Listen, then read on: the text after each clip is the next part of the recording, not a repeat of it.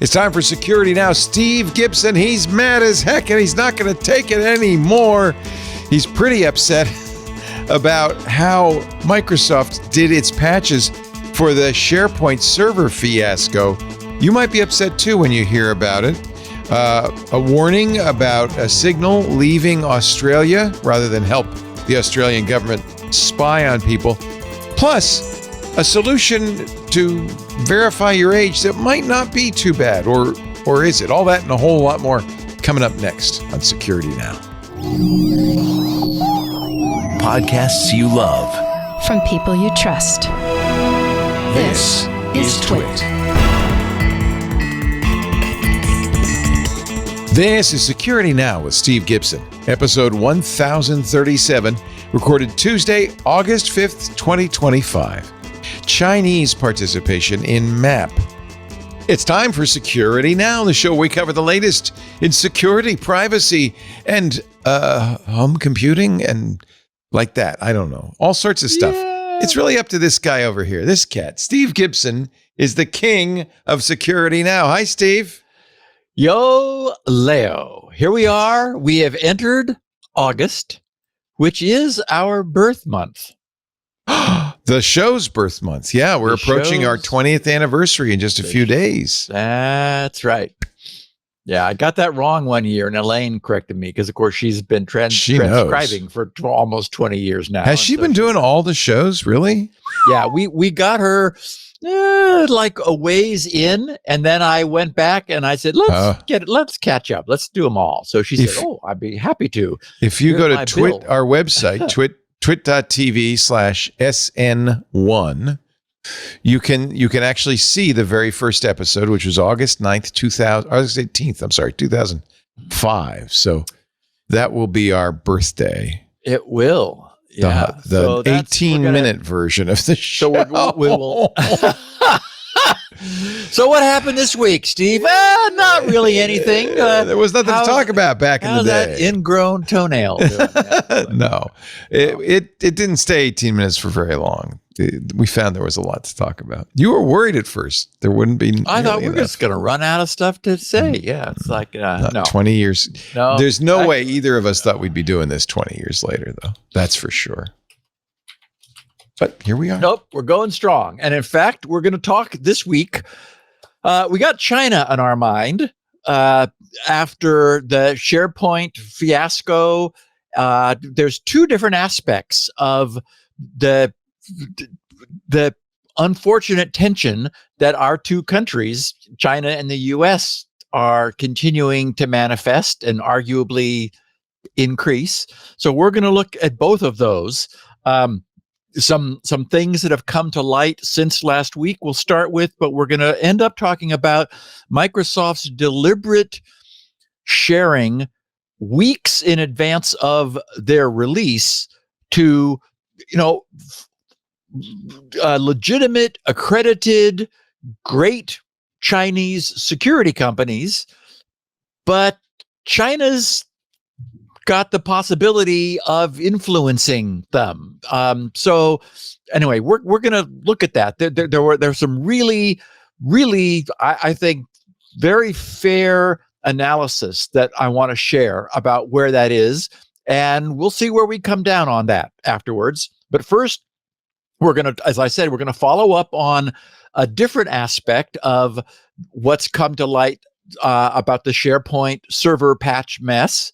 We're going to look at how Russia arranges to spy on other countries' embassies within its borders. It turns out that Dropbox has a password manager. Who knew? But not for much longer. I just wanted to give our listeners a heads up in case they might have stumbled into that at some point. Signal is going to leave Australia rather than spy. YouTube deploys viewing history age estimation heuristics, which we're going to touch on.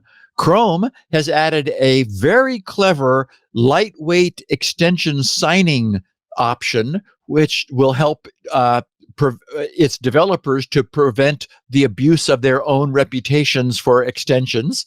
And a domain registrar is coming right up to the line of losing its rights to be a registrar. That's something we've never talked about before. We've looked at it on certificate authorities, but not registrars. So there's some fun stuff there. TP-Link's router, there's a particular model that our listeners, if anyone happens to have one, I really get inertia, right? Unless there's a reason to stop doing something, the industry doesn't. We see this at every end of the spectrum, all across the spectrum. So here's another instance. Also, we're going to look at what is TruAge and might it be useful for age verification. I have my own brief update on Artemis, a few comments, and then with U.S. China tensions on the rise, should Chinese security companies, even having signed Microsoft's NDA, their non-disclosure agreement, continue receiving weeks of advance notice for forthcoming Microsoft flaw patches? Can they really be expected to honor their commitment not to let something that might be really juicy come along when, their own nation seems hell-bent on attacking ours? So interesting questions. And of course, we've got a great picture of the week that I've already had. The email with these notes and the picture of the week went out yesterday, early afternoon. I got a lot of work done on Sunday and Monday. And I got a lot of great feedback about this one, Leo. This one will, you want to center yourself over your ball before. I haven't looked at it. Yeah. And our listeners they're all saying, "Oh, I can't wait to hear what happens when Leo sees this." Because I try to save it for the show, so it's not always easy, but I always go like this when I open your document. My mother would have once said, "Hold your horses." I'm not sure that keep your powder dry. Maybe it's like all of the above. But, yeah. All right, a great show ahead as always with Security Now, and we're thrilled to have Steve here, and even more thrilled to have you here. Now, I have to tell you before we go any farther about our sponsor, Bitwarden. They've just done something that I needed badly a couple of weeks ago. Bitwarden is, of course, as you know, the trusted leader in password, passkey, and secrets management. It's the password manager I use, Steve uses, actually many of you use, for good reason. Bitwarden's consistently ranked number one in user satisfaction by both G2 and software reviews. More than 10 million users across 180 countries, 50,000 businesses. But they just added something that a lot of coders will be very happy to learn about. I will be very happy to learn about. Bitwarden just launched their own MCP server. It's now available on Bitwarden's GitHub. Now, what this does, it enables secure integration between your AI agent and your credential workflows. How often have you used, in fact, I was working on vibe coding a Twit a client for the Twit API, and my biggest concern was not putting the API key into the code and then pushing it up to GitHub. Well, now there's a way to do it securely. The documentation is maybe a little scant right now. Don't worry, they're expanding the documentation. They're also going to expand how it's distributed. But right now, you can go. I wanted to give you a heads up because you can go get it at GitHub right now. The MCP server is a secure, standardized way for AI agents to communicate with Bitwarden. Okay, so you've got your Claude code or whatever you're using. You tell it about the Bitwarden MCP agent. It can even fetch it, and then say, now use that to store those secrets. You'll benefit from, first of all, local first architecture for security, right? The Bitwarden MCP server runs on your local machine. It keeps all client interactions within the local environment, minimizing exposure to external threats. You're not sending passwords or API keys or secrets across the internet. It integrates with the Bitwarden command line interface too. This is another great thing about Bitwarden. They have a CLI. Users, I use the GUI most of the time, but occasionally, especially when I'm on Linux, I like having the command line. Users can also opt for self-hosted deployments for greater control over system configuration and data residency. It's an open protocol for AI assistance. MCP servers enable AI systems, as you probably know, but if you don't, to interact with commonly used applications that could be content repositories, business platforms, developer environments. It's nice because it's a standardized, consistent, open interface. Driving secure integration with agentic AI, the Bitwarden MCP server represents a foundational step towards secure agentic AI adoption. Ultimately, right, we're going to have an agent doing all the work, going out, and now you can tell the agent, and by the way, the passwords, the keys, whatever you need, stored securely in my Bitwarden, and you can use their MCP server to get a hold of it. Isn't that awesome? Infotech's research group has a paper, Streamline Security and Protect Your Organization. This report highlights how enterprises in the Forbes Global 2000 are turning to Bitwarden to secure identity and access at scale. The report emphasizes growing security complexity. If you listen to the show, you know all about that. With globally distributed teams, fragmented infrastructure, credentials dispersed across teams. You've got contractors, you've got devices, some of them BYOD. Enterprises are addressing credential management gaps and strengthening their security posture by investing in scalable enterprise-grade solutions like, of course, Bitwarden. We love Bitwarden. The setup is easy. It supports importing for most password management solutions. And because it's open source, there's always something new happening with Bitwarden, like this MCP server. It's so cool.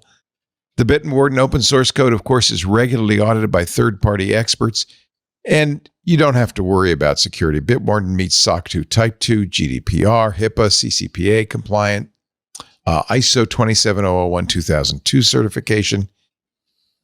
Another thing I want to let you know about, their 6th Open Source Security Summit is coming up next month, September 25th. It's virtual, so you don't have to travel. Everybody can go, and it's free, but you have to register for this virtual free industry event at opensourcesecuritysummit.com. opensourcesecuritysummit.com to explore advancements in open source security and to see how using open source tools can build trust with customers and consumers. We love Bitwarden. Get started today with Bitwarden's free trial of a Teams or an enterprise plan, or get started for free across all devices and individual user at bitwarden.com/twit. That's bitwarden.com/twit. I love being able to tell you the news. Bitwarden just keeps getting better and better. Bitwarden.com/twit. Thank you, Bitwarden, for supporting the important security work Steve does here and for supporting the security of all of our listeners. Bitwarden.com/twit. Okay. Shall I scroll up, Steve? Well, I gave this picture of the week the caption, "Not every solution that works should be recommended." Yeah. That could be the caption to a lot of your pictures of the week. Now, this one will hit you. Not every solution. You want to explain this? Okay. So what we have is it's a very simple device. Oh, yes. It's an AC plug. Yes. With wires coming out maybe 5 inches or so that have been stripped and wrapped together and stuck, and a wire nut stuck on the end. It's shorted out, in other words. It is the definition of a deliberate short circuit. What makes this funny is that it's got a tag on it, just in case someone wasn't sure what this was for. It's labeled breaker finder. Yeah. And of course, the idea here, we fill in the gaps, is that if you're trying to figure out which is the circuit breaker for that plug because you'd like to turn the power off, actually, this does both features. It does both jobs at once. Finding the breaker is then secondary. Normally, you want to turn off the breaker because you're going to do some, electrical rewiring and you want the power off on the circuit that you're using.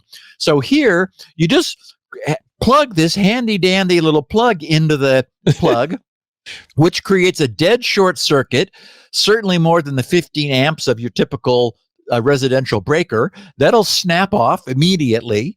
Now, one hopes it'll snap off before things start getting exciting. Well, melting your hand or the wires or the interior house. I hope he so threw forth. this out after he made this obviously joke tool. Well, one of our listeners wrote and said, look at the prongs on that plug. I don't see any black scorch marks. Yeah. So it's questionable whether this was actually ever used. Certainly hope not. Certainly Can't recommend it.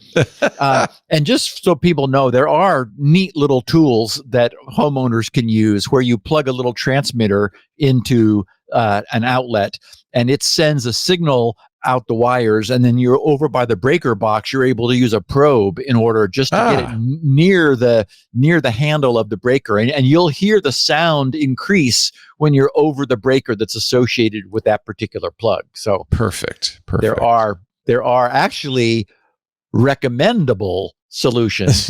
This that not will one of them. No. Not hurt anybody. In a pinch, I mean, if you had no choice, but no, don't do that. Probably better to shut the whole house down if that's, if you're unable to find the specific breaker. But, anyone who's been in a house for long has probably encountered this problem. And one person had an enterprising, not recommended solution. No. Okay. So a bit of additional interesting information surfaced about the Microsoft SharePoint zero-day remote code execution vulnerability after our coverage of this last week. I'm glad I was skeptical of the registrar's allegation that someone within Microsoft's MAPP program had leaked the information. We're going to be talking about the MAPP program at the end of the show, of course, but we don't have any evidence of that. I believe the registrar picked this idea up, however, legitimately from someone at Trend Micro's zero-day initiative, and that was unfortunate because speculation really doesn't have a role here. But first, remember that even so, that initial pre-release of the SharePoint was not the big issue. It's true that somebody was found to be exploiting this vulnerability on July 7th, the day before, one day before the official patch was released on July's Patch Tuesday. But the big mess did not occur until after Microsoft's botched patch was made public. At that point, everyone was able to compare the modified new code against the original old code to immediately zero in on the location of the problem and design a workaround for it. But it was still troubling that someone did exploit the original completely unpatched vulnerability the day before anyone was supposed to know about it. All supposed to be, non-disclosure agreement, secret, nobody knows until the patches come out. So how'd that happen? ProPublica offered an interesting theory that did not require any of Microsoft's MAPP program participants to leak anything.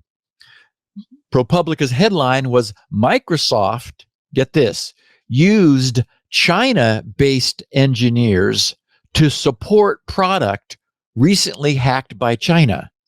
In other words, ProPublica's subhead noted, Microsoft announced that Chinese state-sponsored hackers had exploited vulnerabilities in its popular SharePoint software, but did not mention that it has long used China-based engineers to maintain the product. Okay, that's news. They wrote, last month, Microsoft announced that Chinese state-sponsored hackers had exploited vulnerabilities in SharePoint, the company's widely used collaboration software, to access the computer systems of hundreds of companies and government agencies, including the National Nuclear Security Administration and the Department of Homeland Security. The company did not include in its announcement, however, that support for SharePoint, meaning patches, is handled by China-based engineering team that has been responsible for maintaining the software for years. ProPublica, they wrote, viewed screenshots of Microsoft's internal work tracking system that showed China-based employees recently fixing bugs for SharePoint on-prem, the version of the software involved in last month's attacks. Microsoft said the China-based team, quote, is supervised by a U.S.-based engineer and subject to all security requirements and manager code review. Then they also said work is already underway to shift this work to another location, unquote. Yeah. It's unclear, they wrote, if Microsoft's China-based staff had any role in the SharePoint hack, but experts have said allowing China-based personnel to perform technical support and maintenance on U.S. government systems can pose major security risks. Laws in China grant the country's officials broad authority to collect data, and experts say it's difficult for any Chinese citizen or company to meaningfully resist a direct request from security forces or law enforcement. The Office of the Director of National Intelligence has deemed China the, quote, most active and persistent cyber threat to U.S. government, private sector, and critical infrastructure networks, unquote. ProPublica revealed, they wrote in a story published last month, that Microsoft has for a decade relied on foreign workers, including those based in China, to maintain the Defense Department's cloud systems, with oversight coming from U.S.-based personnel known as digital escorts. But those escorts often don't have the advanced technical expertise to police foreign counterparts with far more advanced skills, leaving highly sensitive information vulnerable, the investigation showed.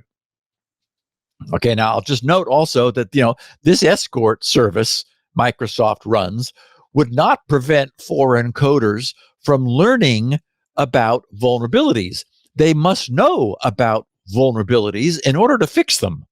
So this entire digital escort concept seems like a crock, at least as regards controlling leakage of information.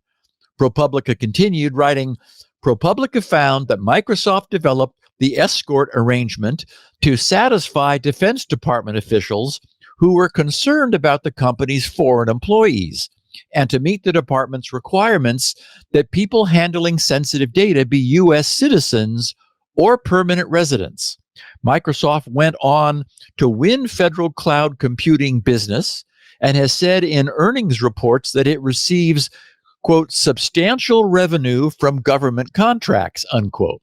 ProPublica also found that Microsoft uses its China-based engineers to maintain the cloud systems of other federal departments, including parts of Justice, Treasury, and Commerce. So this, of course, is where we march out our favorite byline or slogan, what could possibly go wrong?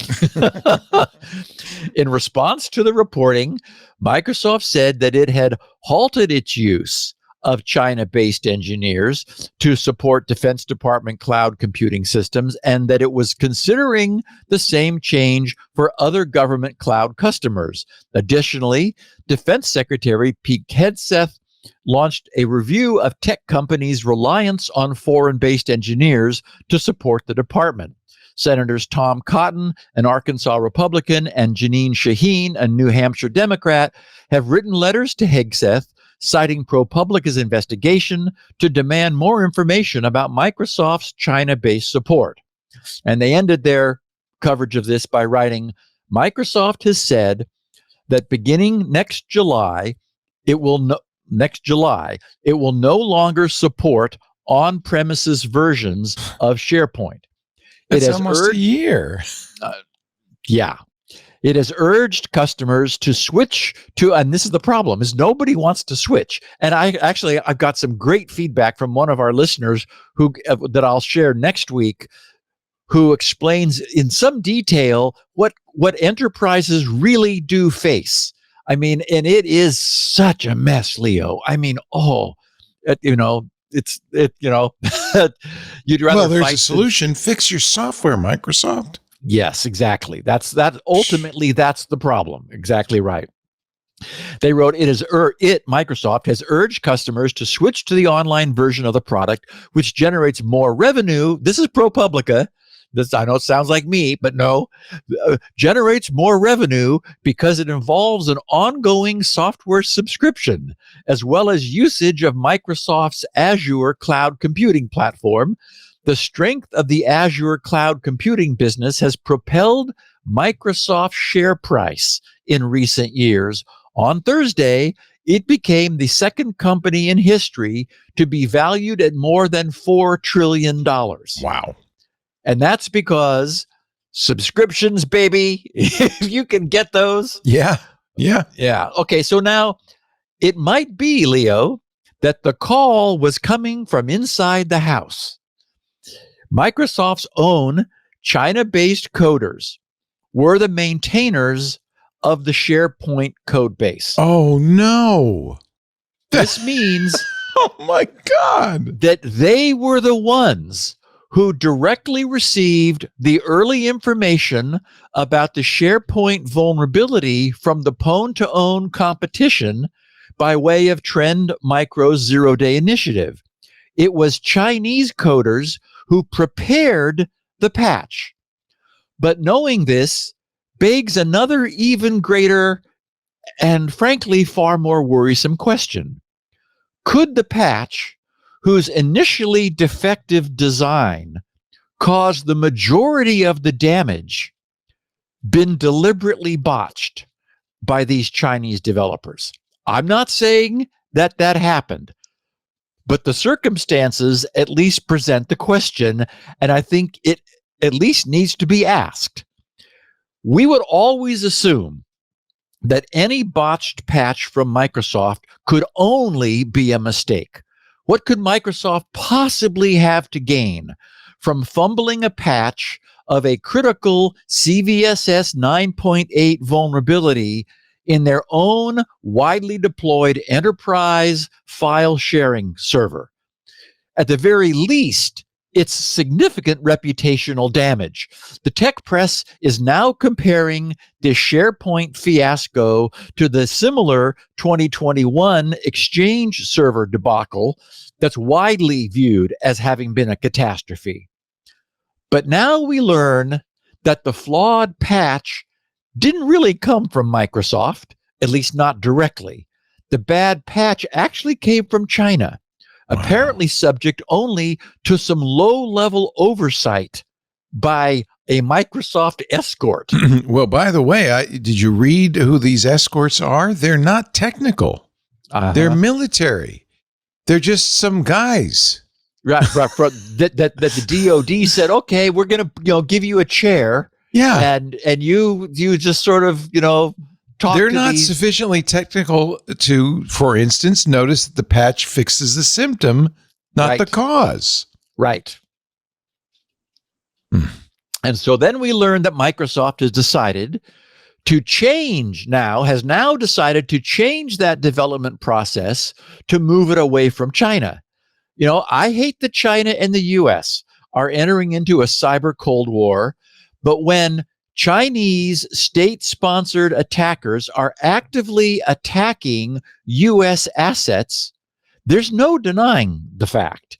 And we know from backtracking the IP addresses that were found to be attacking Microsoft's on-prem SharePoint servers, it was those same well-known Chinese state-sponsored attackers who jumped on this vulnerability with a vengeance. There's one other aspect that's been missing from all the reporting, and that's to note that the fact that the first attack on SharePoint servers was detected on July 7th, the day before July's Patch Tuesday, does not mean that July 7th was the first day of any attack. We've talked about this many times before, and we've seen it in practice. The optimal strategy for anyone who's in possession of an unpatched, critical, unknown, zero-day remote code execution exploit is to use that unique advantage with extreme care so as to remain off the radar and prevent the raising of any alarm for as long as possible. You want to carefully choose your targets, remain quiet, and infiltrate the most valuable networks first before the rest of the world wakes up to the fact that on-premises SharePoint servers can be remotely compromised. The implementation of this strategy suggests that widespread exploitation of the flaw, which would have quickly become evident, may have been deliberately held back until just the day before the Patch Tuesday release, at which point it was unleashed with full automation so as to rapidly penetrate as many remaining SharePoint servers as possible just before the patch was made available. What we now know is that Chinese developers working for Microsoft would have been informed of this shortly after May's pwn-to-own competition. And now even Microsoft appears to be uncertain of where their loyalties lie. And now we also know that the patch did not completely work. Whether or not this occurred deliberately in this instance, it seems the height of recklessness for Microsoft to be outsourcing its software development to China, while China is actively and successfully attacking the same software systems it's developing for Microsoft. What's wrong with this picture? It's really suspicious now that you say this. This is, it was a bad patch. It didn't work. Right. And as a consequence, the U.S. suffered tremendous damage. Yeah, all the damage was subsequent to the first patch, right? And who did that benefit? Yeah. And who did that hurt? Yeah, Microsoft wouldn't have done it on purpose. No, it would have been reputational damage for them. Yeah. But by making it a bad patch, you okay, oops. And we've seen it before. It's not like it's the first time this has happened. And so even Microsoft now appears to have reached a similar conclusion and has said they'll be moving this activity elsewhere. Well, not a moment too soon, Microsoft. Ouch. Unbelievable. Yeah. And you couldn't make this up. This is like fiction. I know. It's amazing. But nobody would believe it. Nobody would say, well, of course they're not going to use China to fix the bug. Oh, boy. Yeah. Jeez Louise. Yeah. And Leo, they have an escort. What could possibly go wrong? A babysitter who doesn't know anything about coding.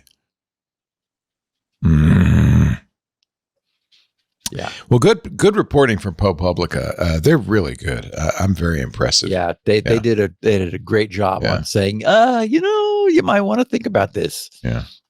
And somebody made the point in the Discord that even if you did the patchwork in the United States, we're so compromised at this point. You don't even know if that would be good enough. I mean, they needed clearly, wherever they're doing it, a chain of command of competent people reviewing the code. Yeah. Multiple people.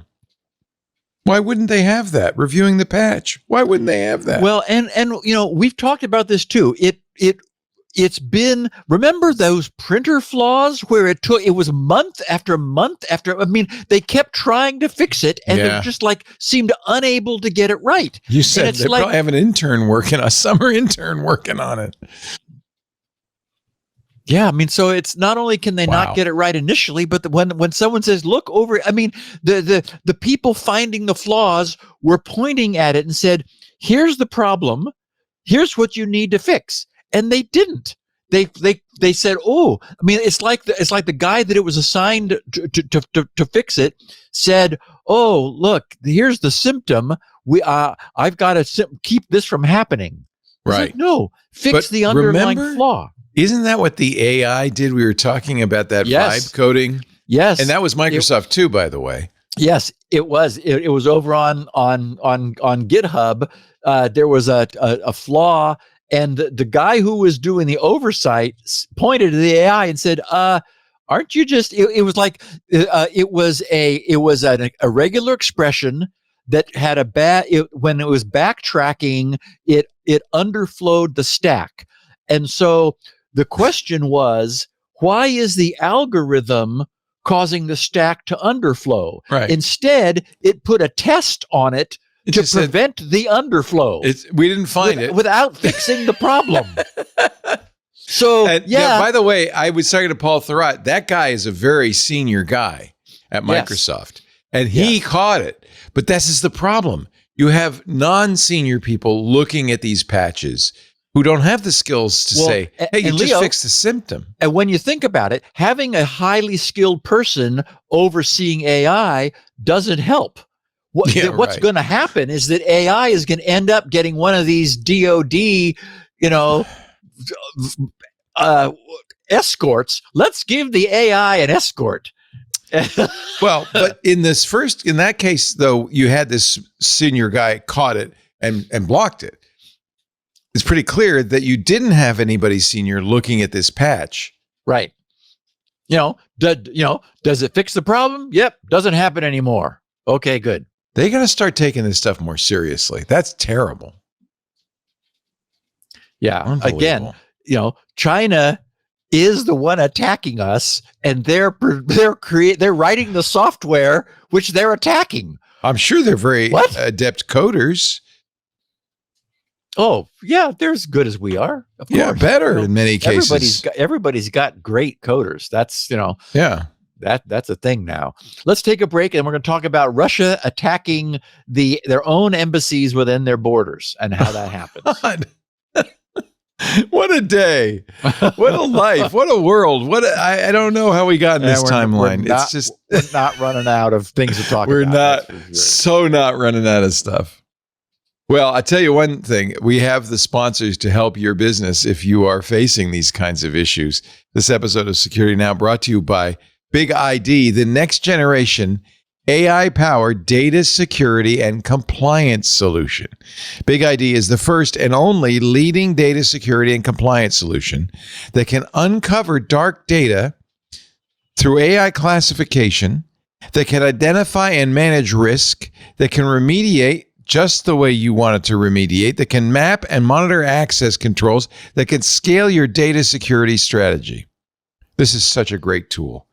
Along with unmatched coverage for cloud and on-prem data sources, BigID also seamlessly integrates with your existing tech stack. So you already have great stuff. We're not going to make you throw it out, but now you can coordinate security and remediation workflows from all your tools. BigID lets you take action on data risks to protect against breaches, to annotate, delete, quarantine, and more based on the data, all while maintaining an audit trail. So important for compliance, right? And it works with everything. Partners include ServiceNow, Palo Alto Networks, Microsoft, Google, AWS, and on and on and on. All the tools. With BigID's advanced AI models, you can reduce risk, accelerate time to insight, and gain visibility and control over all your data. Intuit named it the #1 platform for data classification and accuracy, speed, and scalability. But, maybe the best way to tell you how great this is by a testimonial. If you think about it from a group that has more data in more different places than anybody, the United States Army. BigID equipped the U.S. Army to illuminate dark data, to accelerate their cloud migration. That's been a big priority for the service, right? To minimize redundancy and to automate data retention. And they got this great testimonial from U.S. Army Training and Doctrine Command. They said, quote, "The first wow moment with BigID came with being able to have that single interface that inventories a variety of data holdings, including structured and unstructured data across emails, zip files, SharePoint databases, and more. To see that mass and to be able to correlate across those is completely novel. I've never seen a capability that brings us together like BigID does." That is the U.S. Army Training and Doctrine Command talking. CNBC recognized BigID as one of the top 25 startups for the enterprise. They were named to the Inc. 5000 and the Deloitte 500. Not once, but 4 years in a row. The publisher of Cyber Defense Magazine says BigID embodies 3 major features we judges look for to become winners: understanding tomorrow's threats today, providing a cost-effective solution, and innovating in unexpected ways that can both mitigate cyber risk and get one step ahead of the next breach. Start protecting your sensitive data wherever your data lives at bigid.com/security. Now get a free demo to see how BigID can help your organization reduce data risk and accelerate the adoption of generative AI. Again, that's bigid.com/security now. Oh, when you get there, by the way, there's a free white paper that provides valuable insights for a new framework. You might have heard about this, AI TRISM, TRISM. That's AI Trust, Risk, and Security Management. This will help you harness the full potential of AI responsibly at bigid.com/security now. bigid.com/security now. We thank him so much for supporting the so important work that Steve does here, helping you understand what's going on out there. So can BigID. Steve? So Microsoft's Threat Intelligence Group posted a report detailing one way Russia has arranged to intercept and monitor the internet traffic of the foreign embassies operating within its borders. It was so diabolical that I wanted to share it with our listeners. Russian ISPs all have something called SORM, S-O-R-M, which is the System for Operative Investigative Activities. That's this equipment installed on their premises that gives the Russian government the ability to tap and intercept access to any of the ISP's customers. But of course, all communications are encrypted and authenticated, right? Well, that's what Russia somehow needed to get around. What Microsoft discovered has been going on for at least a year.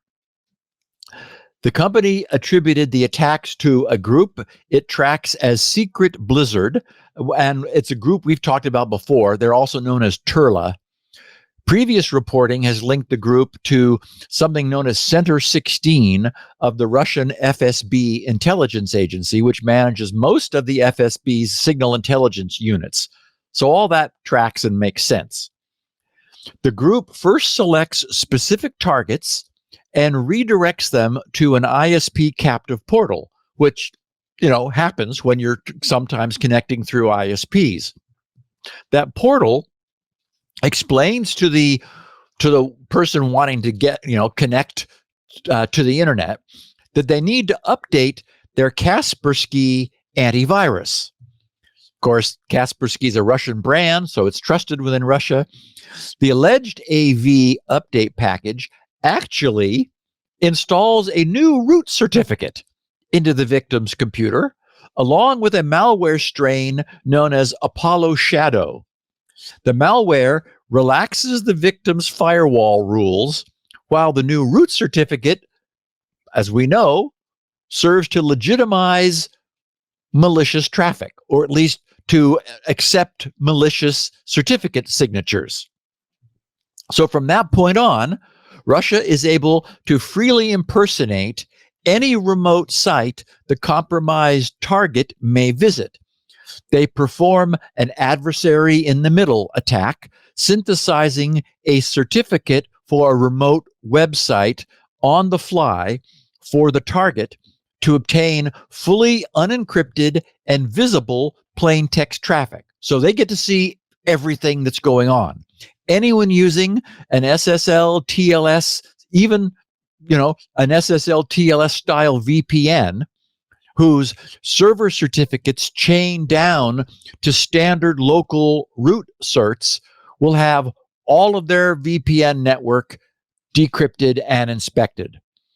So I hope that that internal embassy IT staff are routinely checking for the appearance of any extra certs or any change to the root stores of the machines that they're responsible for, since otherwise this would be a tricky attack to catch, because we know as users, routine users of remote HTTPS sites, there's no visibility unless we go deliberately looking into which certificate we've received and who has signed that certificate. You've got to, look, got to bring up the certificate, view the certificate, look at the certificate's chain of trust, and see who the signer is. And that can be spoofed as well. So it's a mess. Microsoft didn't say which embassies Turla had attacked, but taking into account that Turla uses a fake Kaspersky update, their assumption is that it may be Russian-friendly countries from Africa, the Middle East, and Latin America that still use software that's been largely banned from official government use across most Western democracies. One would hope that no one in a U.S. embassy in Russia, if we even still have one that's open, I think I remember that we pull everybody out of there a long time ago. But any Western democracy's embassy hopefully is saying, I don't think we want to update our Kaspersky AV because after all, we're not using Kaspersky AV. So why would we be updating what we're not using? So hopefully, a little bit of caution would go a long way. But for Russian-friendly countries, maybe not so much. And this gives Russia complete access to all of their embassy traffic. I was unaware that Dropbox offered their own password manager, and obviously, Leo, you and I are not using it, and I probably never have. But if any of our listeners might have ever used it, inertia being what it is, who knows? Some may still be. So I just wanted to mention that Dropbox Passwords, which is the name of this password manager, is being discontinued this coming October 28th.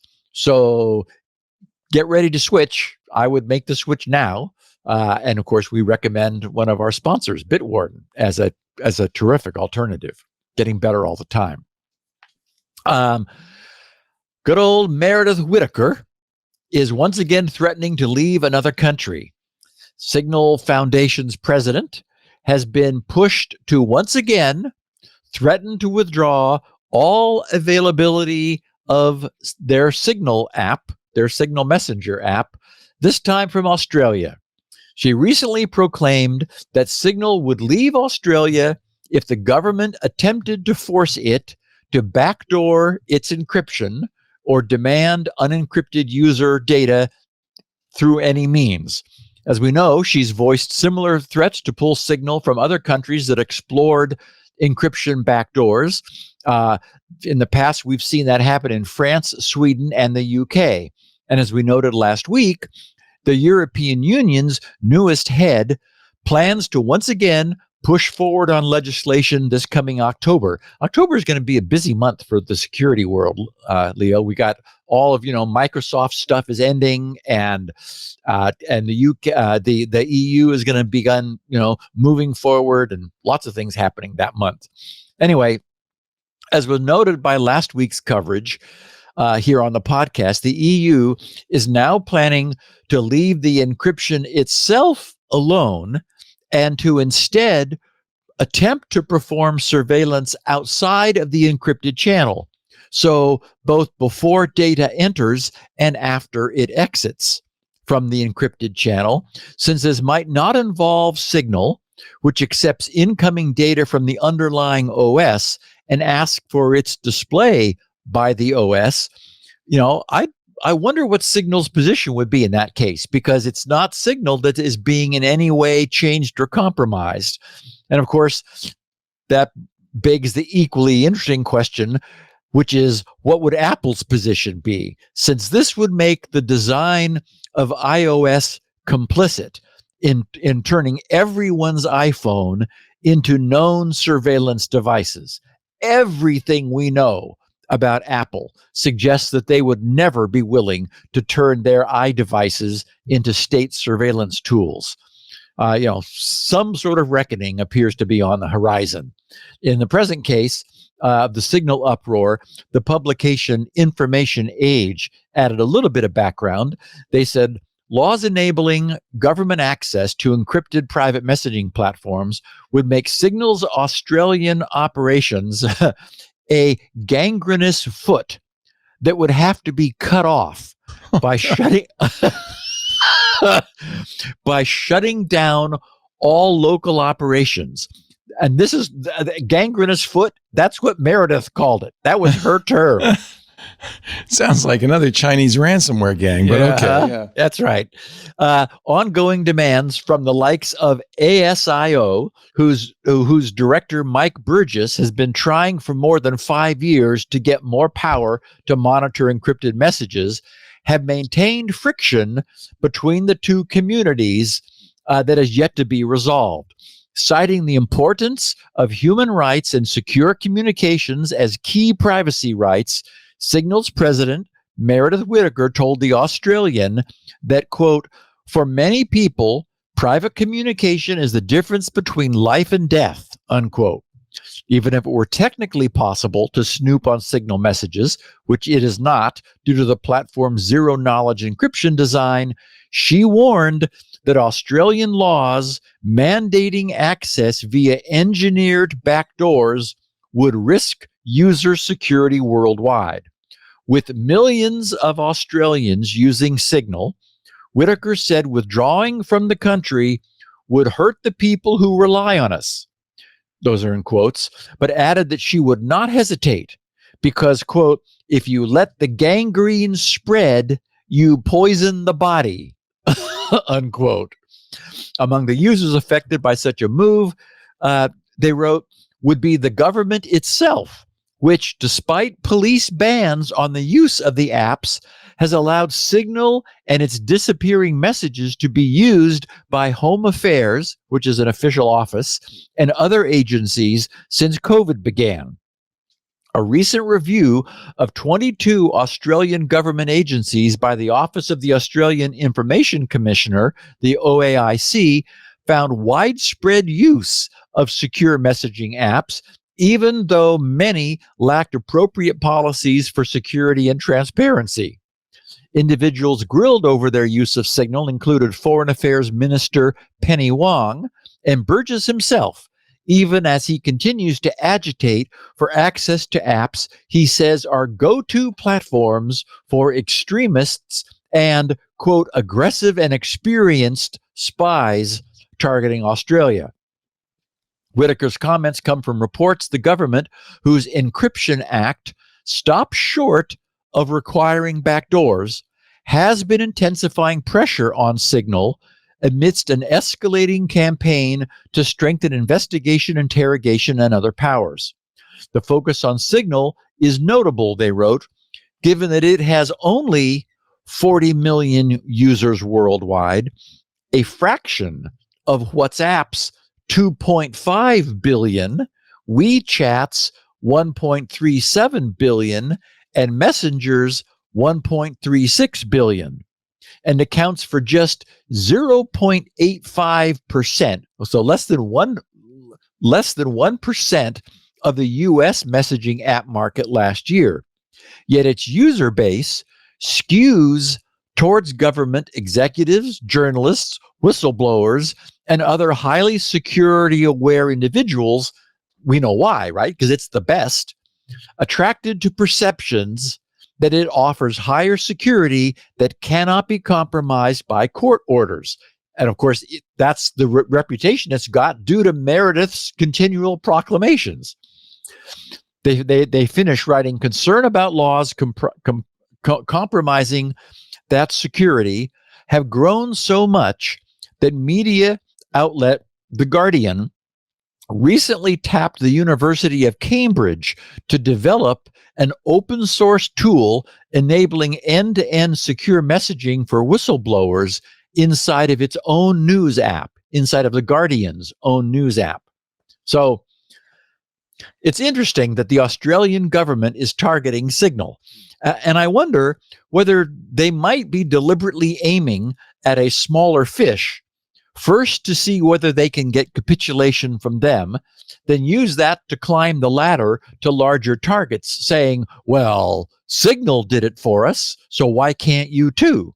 Of course, One problem is that it seems very clear that Signal is never going to do anything for them. Yeah. The other is that politicians who have no understanding of the technology are making these requests. The entire industry keeps telling all the politicians no. And they keep insisting that the industry is just being stubborn and just doesn't want to do it for them. They assume they can ask for any feature they may want, and the techies will somehow figure out how to deliver it. In the case of Signal, they may be failing to appreciate that Signal's entire existence surrounds their refusal to capitulate. Meredith's repeated, clear, and well-publicized public refusals to compromise on Signal's integrity is of significant marketing value to Signal. It just, as Information Age's article said, that's why the government is using Signal, is they're the ones the government trusts to be safe and secure for their own internal messaging. Given the well-publicized moves that the EU may soon be making, that is, that stuff coming in October, I would be surprised if Australia increases its pressure further. I expect that the world will now be waiting and watching the EU. I know that everybody on this podcast will be, and of course, we'll be covering that as it happens. I gave this next piece the title, YouTube Deploys Age Estimation Heuristics.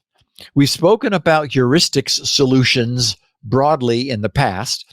I generally dislike them because they're inherently fuzzy, touchy, feely rules. They're rules of thumb that don't always do what we intend, but there are times when they're all that's available. Last week, the official YouTube blog posted under the headline, Extending Our Built-in Protections to More Teens on YouTube, with the subhead, We're extending our existing built-in protections to more teens on YouTube using machine learning age estimation. So here's what they wanted the world to know. They wrote, people come to YouTube to learn and to be entertained. This is true even for the youngest audiences, and it's why we remain laser focused. And Leo, every time I see that phrase, I think, well, you don't have to focus a laser. So I'm not really sure about that, but okay. Focus like a laser, maybe. Focus like a laser. That's good. On making sure they have a safe and age-appropriate experience. Over 10 years ago, we launched YouTube Kids. And 4 years ago, implemented supervised accounts for preteens and teens. Back in February, we shared that we would soon introduce technology that would distinguish between younger viewers and adults to help provide the best and most age-appropriate experiences and protections. Over the next few weeks, and this was there in their blog last week, so they said over the next few weeks, we'll begin to roll out machine learning to a small set of users in the U.S. to estimate their age, so that teens are treated as teens and adults as adults. We'll closely monitor this before we roll it out more widely. This technology will allow us to infer a user's age and then use that signal, regardless of the birthday, in the account to deliver our age-appropriate product experiences and protections. We've used this approach in other markets for some time, meaning non-U.S. markets, where it is working well. We're now bringing it to the U.S., and as we make progress, we'll roll it out to other markets. We will closely monitor the user experience and partner with creators to ensure that the entire ecosystem benefits from this update. Here's how it works. We will use AI to interpret a variety of signals that help us to determine whether a user is over or under 18. These signals include the types of videos a user is searching for, the categories of videos they have watched in the past, or the longevity of the account. When the user identifies when the system identifies a teen user, we'll automatically apply our age-appropriate experiences and protections, including disabling personalized advertising, turning on digital well-being tools, and adding safeguards to recommendations, including limiting repetitive views of some kinds of content. If the system incorrectly estimates a user to be under 18, they will have the option to verify that they are 18 or over, such as using a credit card or a government ID. We will only allow users who have either been inferred or verified as over 18 to view age-restricted content that may be inappropriate for younger users.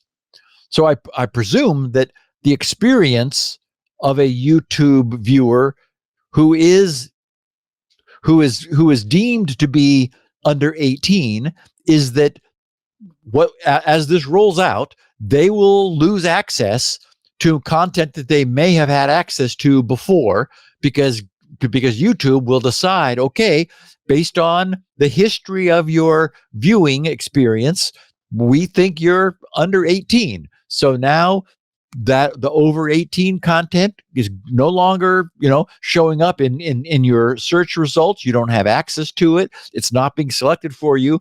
And the behavior of the platform changes in age appropriate ways.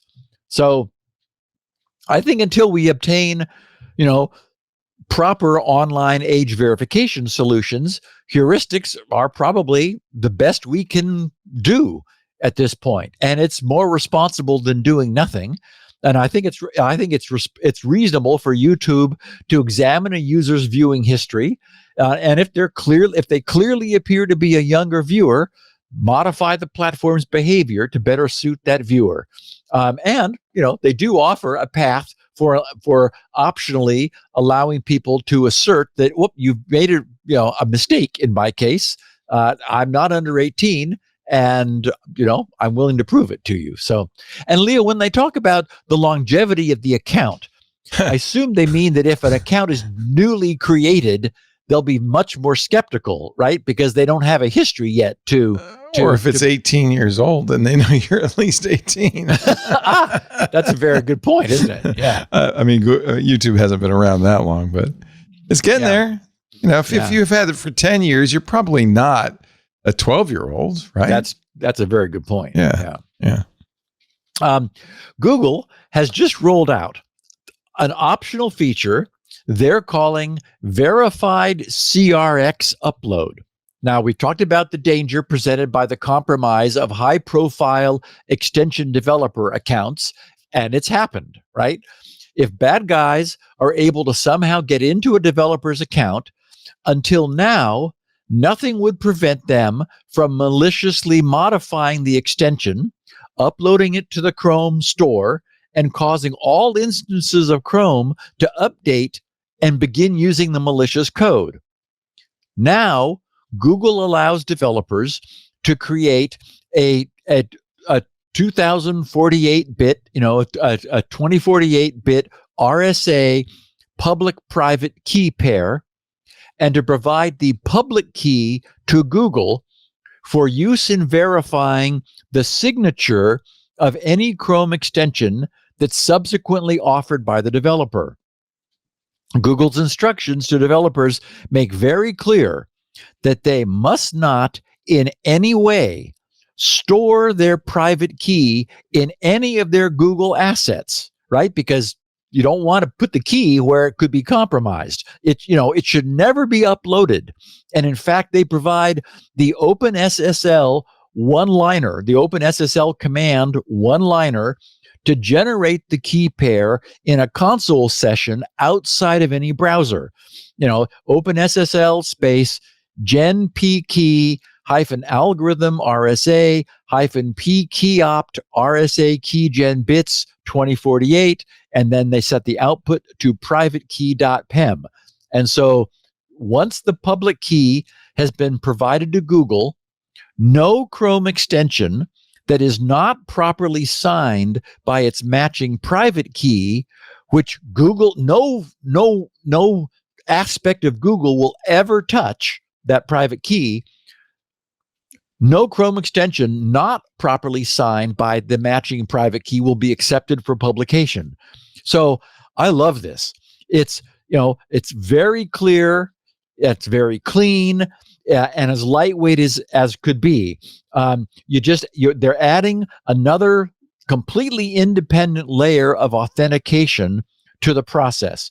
The onus is on the developer to not misplace their private key, as well as to keep it out of the hands of any attackers, but the flip side is the developer gets absolute protection that if anything should ever compromise their account, the fact that they have an offline private key and know that Google will be checking it against the public key they gave them previously, that protects the developer.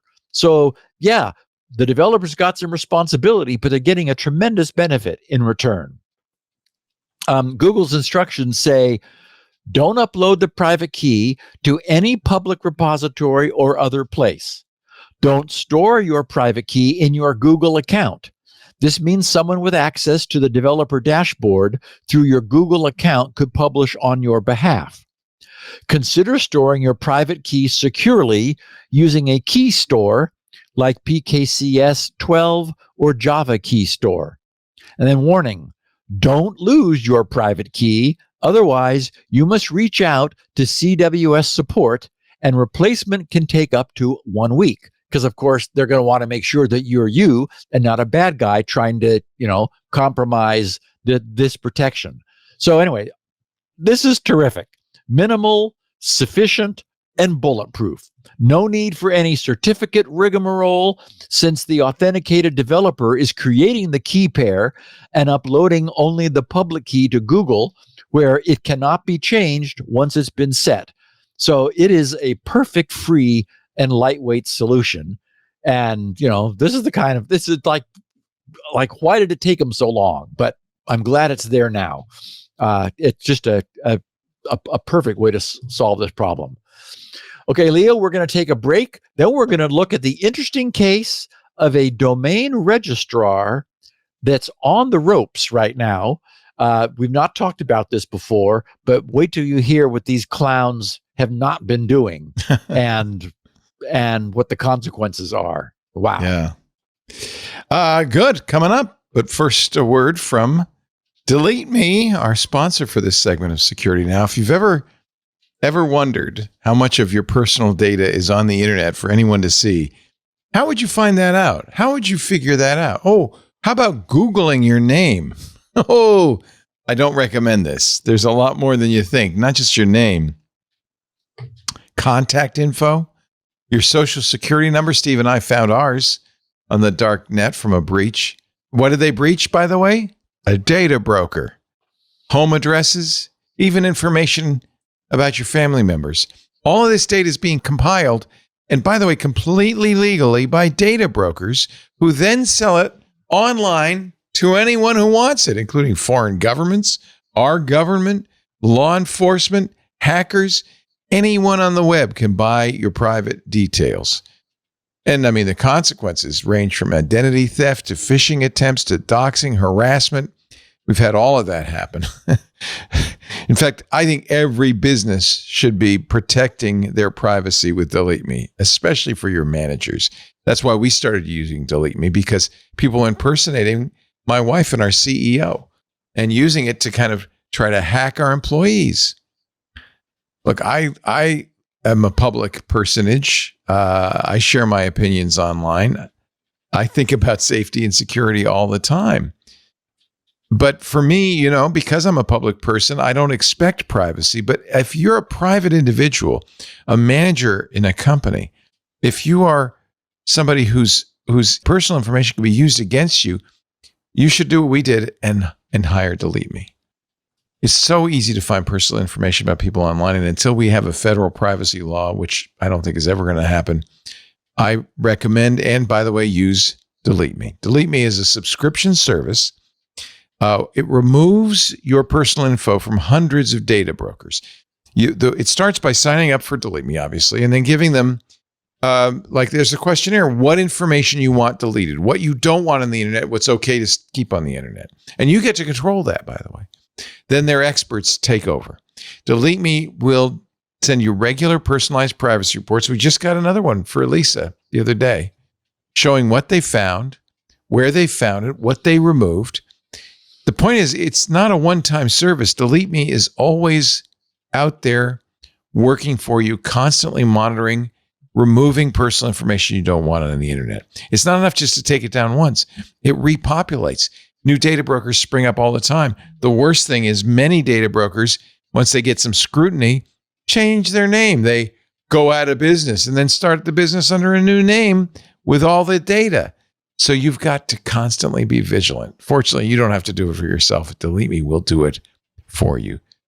To put it as simply as possible, DeleteMe does all the hard work of erasing you and your family's personal data from those data broker websites, and they keep doing it. Take control of your data. Keep your private life private by signing up for DeleteMe at a special discount just for our listeners. Today, you get 20% off your DeleteMe plan for individuals when you go to joindeleteme.com/twit and you use the promo code TWIT at checkout. Now, that's the only way to get 20% off. Go to joindeleteme.com/twit and enter TWIT at the checkout. joindeleteme.com/twit, offer code TWIT for 20% off. This really works. Well, I know it works because Lisa's stuff is not on the internet. Mine is. Steve's is, but not Lisa's. joindeleteme.com/twit. We thank them so much for their support of security now. Back to you, Steve. Okay, so through the past 20 years, we've looked at many instances where a certificate authority was repeatedly found, documented, and proven to be acting irresponsibly, either by design or through carelessness. In those instances, when that behavior did not change, those certificate signers had their signing privileges revoked and their businesses were effectively ended. You know, it's a privilege to be able to charge people for a digital signature. And with that privilege comes the responsibility to do so properly. There's another somewhat related privilege that the internet offers, which is the privilege to charge people for domain names they wish to use and to have those domain names registered with the internet's DNS servers so that traffic addressed to those domains will be able to find its way to the registrant's domain-based servers and services. I don't recall that we've ever encountered a story of misconduct on the part of a domain name registrar where their continued right to register domain names and charge a nice fee for the privilege was close to being lost. Today we have such a story. Last Wednesday, the publication Domain Name Wire, there actually is such a thing, posted some news under their headline, ICANN sends breach notice to domain registrar Webnick. And Leo, you should bring up webnick.cc. Okay. It looks like a going concern. I mean, it's like, who wouldn't trust these people? Yeah. But just wait till you hear, you know, wow. The subhead of Domain Name Wire's coverage was Domain Industry Overseer, which, you know, would be ICANN, says domain registrar is lax, and boy are they, when investigating and responding to DNS abuse complaints. Here's how the story was told by Domain Name Wire, and we've got it here on the screen, Leo. I mean, it looks like a Sure. legitimate, like, who would not trust these guys, right? Yeah. Oh, look at that, DigiCert! Wow, wonderful. And you know, they're name dropping, and they've got logos for everybody. Turns out they're doing something wrong with the ICANN's logo, which is part of this. Yeah, the campaign. ICANN logo's on here. Yeah. Yeah, and apparently it's not supposed to be in the way that they did it. Anyway, the guys wrote, ICANN, ICANN, has sent a breach notice to Web Commerce Communications Limited, DBA, doing business as webnick.cc, a fairly large domain name registrar in Asia. Webnik has about 500,000 .com domain names under management, in addition to domains in other extensions. ICANN says the registrar is not complying with Section 3.18.2 of the Registrar Accreditation Agreement. That's RAA. We'll be hearing that abbreviation a lot. The Registrar Accreditation Agreement, which addresses DNS abuse mitigation. In other words, people who have registered domains there are abusing their domain names egregiously without any consequences. They wrote, the organization said Webnik failed to follow appropriate steps when receiving DNS abuse complaints. ICANN's notice said, and then now they're quoting ICANN, ICANN has observed a concerning pattern regarding DNS abuse mitigation requirements in cases involving Webnik.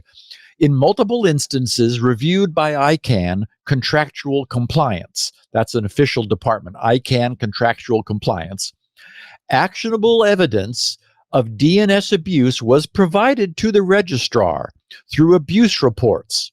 However, mitigation actions were repeatedly delayed and in some instances only taken after the abuse reporter escalated the matter by submitting a complaint to ICANN. The registrar frequently issued repeated requests for evidence to abuse reporters, even when the abuse reports appeared already to be actionable, and failed to fully consider information or clarifications provided by the abuse reporter, ICANN, or otherwise reasonably accessible to the registrar. In other cases, the registrar requested evidence from the abuse reporters that did not appear to be relevant to the reported activity, causing additional delays. In other words, this registrar is just not doing their job, not holding up their end of the agreement, literally. The reporting said, ICANN said the registrar frequently responds to ICANN contractual compliance notifications on the last day of the deadline or after it has passed, and those responses are incomplete. Additionally, ICANN says the registrar is not displaying information on its website that is required, including the details of the registrar's deletion and auto-renewal policies, the registrar's renewal and redemption/restore fees, the methods used to deliver pre- and post-expiration notifications, the name and positions of the registrar's officers, and the name of the ultimate parent entity. ICANN Compliance has been contacting the registrar about issues since at least February of this year. Finally, Webnik has until August 19th, that's 2 weeks from today, to cure the violations, or ICANN will begin the termination process. So once again, this just makes me shake my head. More than 500,000 .com domains in addition to many others.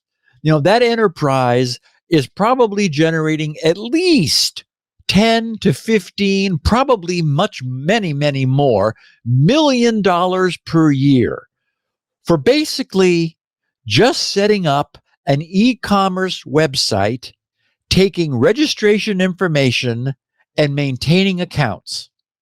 And apparently, just as we've seen several times in the past with the certificate authority business, the owners and managers appear to have lost sight of the fact that this ability to print money is a privilege. It's not a right. And it's a privilege that can be withdrawn and lost. And we have seen that happen over on the CA side. So this made me curious to know what these Webnik people had and had not done. So I tracked down the notification that ICANN had sent to Webnik. And once again, we see that ICANN is falling all over themselves to give these apparent cretins every benefit of the doubt and chance and opportunity to save their own skins. The notice that I found indicated that it had been sent on July 29th. That's exactly a week ago. And it was transmitted finally after months of communication failures via electronic mail, facsimile, and courier. Here's what ICANN sent with the title RE, Notice of Breach of Registrar Accreditation Agreement.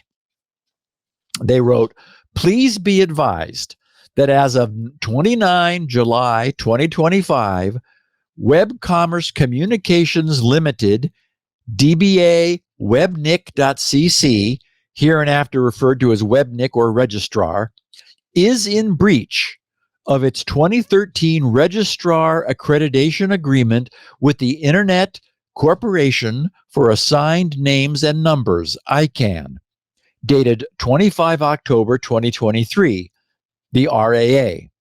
This breach results from webnic's failure to comply with Section 3.18.2 of its RAA concerning domain name system abuse mitigation.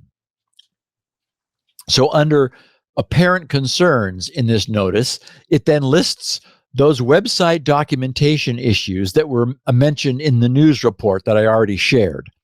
The notice also states that, quote, the ICANN logo on webnic's website does not appear to conform with the requirements in the logo license specification of the RAA.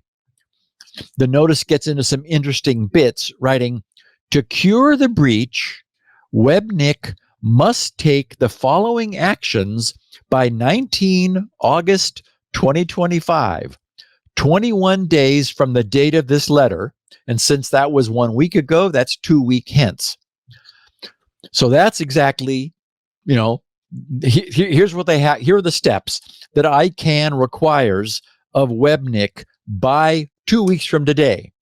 First, they wrote, explain all steps the registrar took to reasonably investigate and reach a determination regarding the use of the domain names US-ledger.com, uni-stores-info.com, tronlink.trading, troninc.net, theuni-swap.com, thebalin-er.com, radiumx.org, kodiak-finance.org, app-uni-infos.com, and kepler-apps.net for DNS abuse before and after being contacted by ICANN contractual compliance regarding these cases.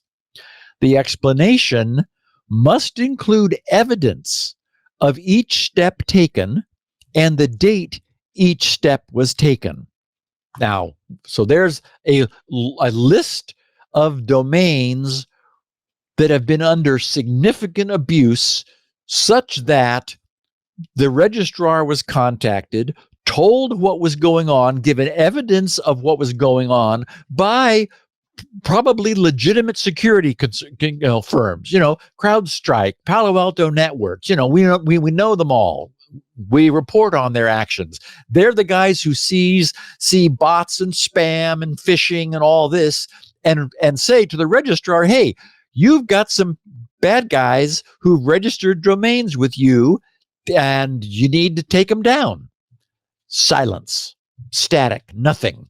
When nothing happens, then these security firms contact ICANN and say, hey, we've reported to this webnic.cc gang that bad guys are abusing their domain name privileges, and we've never heard anything from them. They're just ignoring us. So ICANN tries to do it, and they ignore them too. Second thing on the list, explain why the evidence that the registrar possessed regarding the use of the domain names listed in item 1 at the time the registrar investigated the initial abuse reports submitted by the reporters was deemed insufficient to compel Webnick to reasonably investigate and determine whether the domain names were being used for the specific type of DNS abuse reported, if applicable. In other words, we're going to assume you are honoring your agreement, so we're confused. Why? Explain to us in each case why after investigating these reports, as we assume you did, because after all, you're a domain registrar in good standing. Well, how the evidence that you obtained from your investigations failed to motivate you to take action. We need to understand that, and you need to provide evidence that convinces us. Right. Good luck. 3, explain the process the registrar has implemented to enable Webnick to fully and promptly assess and act on reports of DNS abuse in the terms prescribed by Section 3.18 of the RAA. And this description must include A, each step of the process and the date the step was implemented.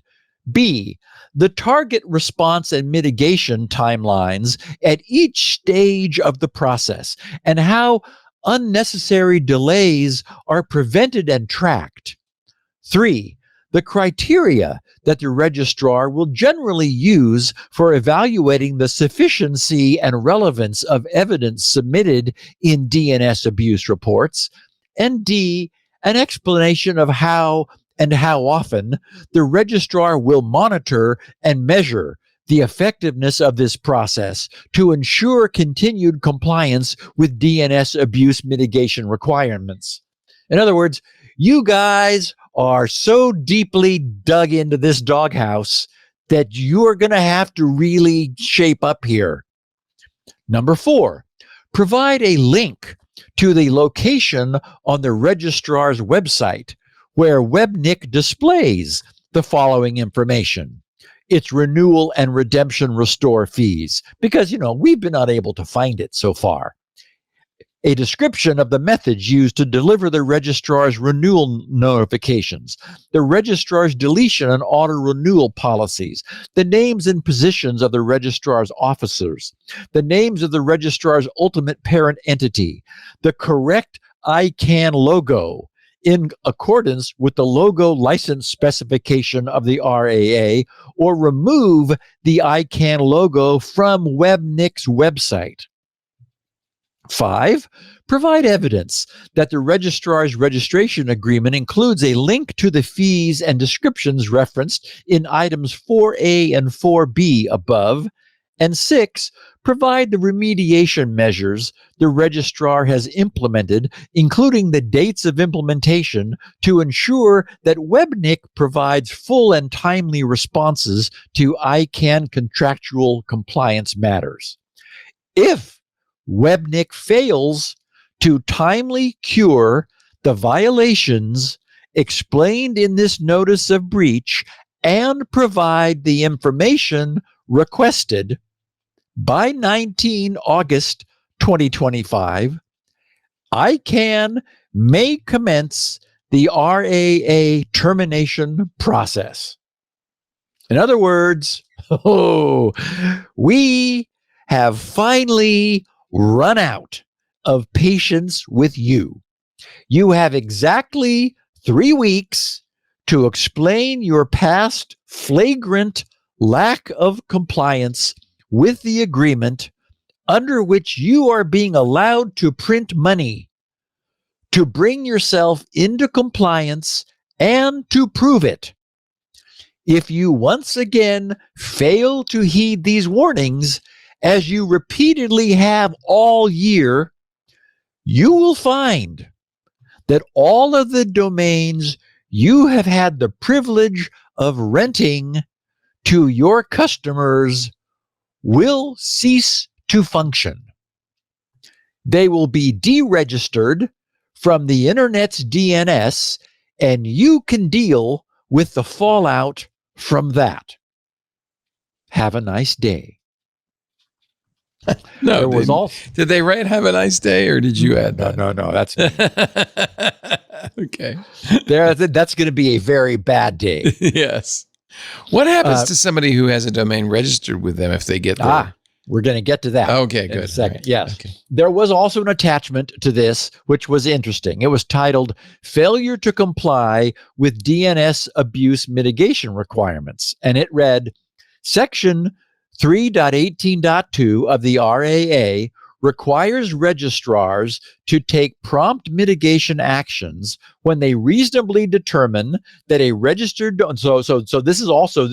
this was an attachment to this notice, which is also what they received by email, fax, and courier a week ago.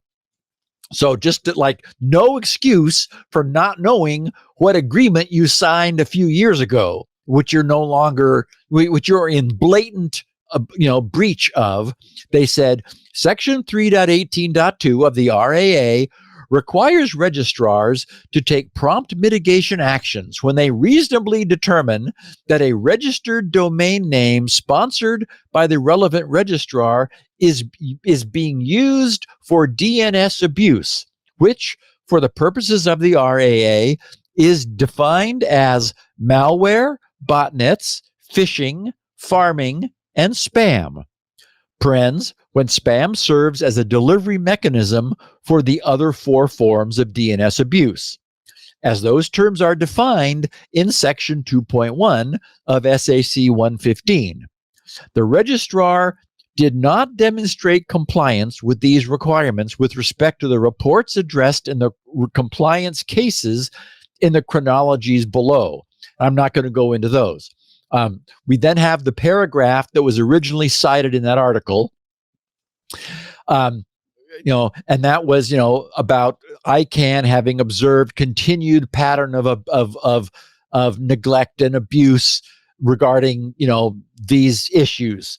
And they also, they said this pattern was observed in multiple cases beyond those referenced in this notice of breach, including compliance cases, and we got 4 serial numbers. So, I mean, they've just documented the crap out of, the fact that this registrar is basically completely ignoring the work side of their money printing business and just taking people's money and getting up the domain set up for them. So the attachment said on 25 July 2025, the registrar informed ICANN contractual compliance that Webnik had implemented certain improvements to its DNS abuse mitigation processes as of 11 June 2025. However, a review of case records and communications after 11 June 2025 demonstrates that the registrar remains out of compliance. In other words, you lied to us, and we know you lied to us. So we're just writing it down here so that you don't try to say you didn't. They wrote, the registrar has also developed a pattern of responding to ICANN contractual compliance notifications either on the last day of the specified deadline or after the deadline has passed, often providing incomplete responses and causing further delays and escalations. Moreover, ICANN continues to receive new complaints exhibiting similar allegations and patterns of non-compliance involving a large number of domain names registered with Webnik. This ongoing behavior constitutes repeated violations of Section 3.18.2 of the RAA and facilitates the prolonged exposure of DNS abuse to potential victims. In other words, people are being hurt, actively being hurt by this. So then they had a bunch. They have a chronologies, stating day by day, week by week, dating back from February of all the back and forth, and basically nothing has happened. They said in the compliance cases detailed in the chronologies below, ICANN notified the registrar of the violations, including the relevant ICANN policies, agreements, and processes. Each communication requested the evidence, information, and actions needed from Webnik to become compliant. Each subsequent communication to the compliance notifications constituted an additional attempt by ICANN to obtain evidence of compliance from the registrar. The telephone call details below described further attempts from ICANN to communicate to the registrar the details of the cases and to make an ICANN contractual compliance staff member available to address any questions in order to assist Webnik in becoming compliant. All efforts were unsuccessful. Basically, ICANN had just been blown off, as they say.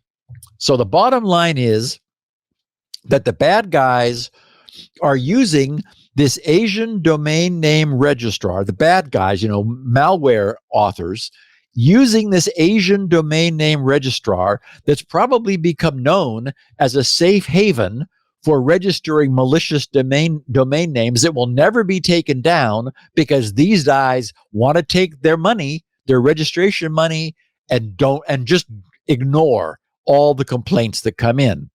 So they're using this registrar to establish domain names that are being used for various malicious purposes. And when the abuse of these domain names with ample evidence is brought to this registrar's attention, they blow it off. Eventually, those reporting the abuse of domain names, as I said, probably well-known and respected security organizations decide they need to escalate this to and involve ICANN. At this point, we see the same sort of falling all over themselves attempts from ICANN to not abuse their ultimate power of pulling the plug. And, we've seen the same thing repeatedly from the CA browser forum members who really don't want to put a certificate authority out of business, but they're really left with no choice. Here, ICANN is giving these webnik.cc guys every possible chance to save themselves and to not be kicked off of the gravy train. I went over to their website, as I said, and Leo, you brought it up, www.webnik.cc, and it looks fantastic. It's got every bell and whistle you could ever want. Stuff is sliding in from off stage. It fades in and out, and it spins around as I scroll. There are photos of happy people working and children playing in the sun. Life is grand and everything looks great. But apparently, that's all just surface glitz created by some fancy web designer and a bunch of JavaScript. We know that underneath this fancy facade, this registrar is behaving so irresponsibly that they may soon be out of business. This, of course, begs the question, as you said, Leo, what then happens to all of their hundreds of thousands of customers who were seduced by the glitzy website into entrusting their cherished domains to this registrar? ICANN has a procedure for handling that. ICANN asks around among other domain registrars in good standing to determine who would like to take over, in this case, Webnik's domains and their customers.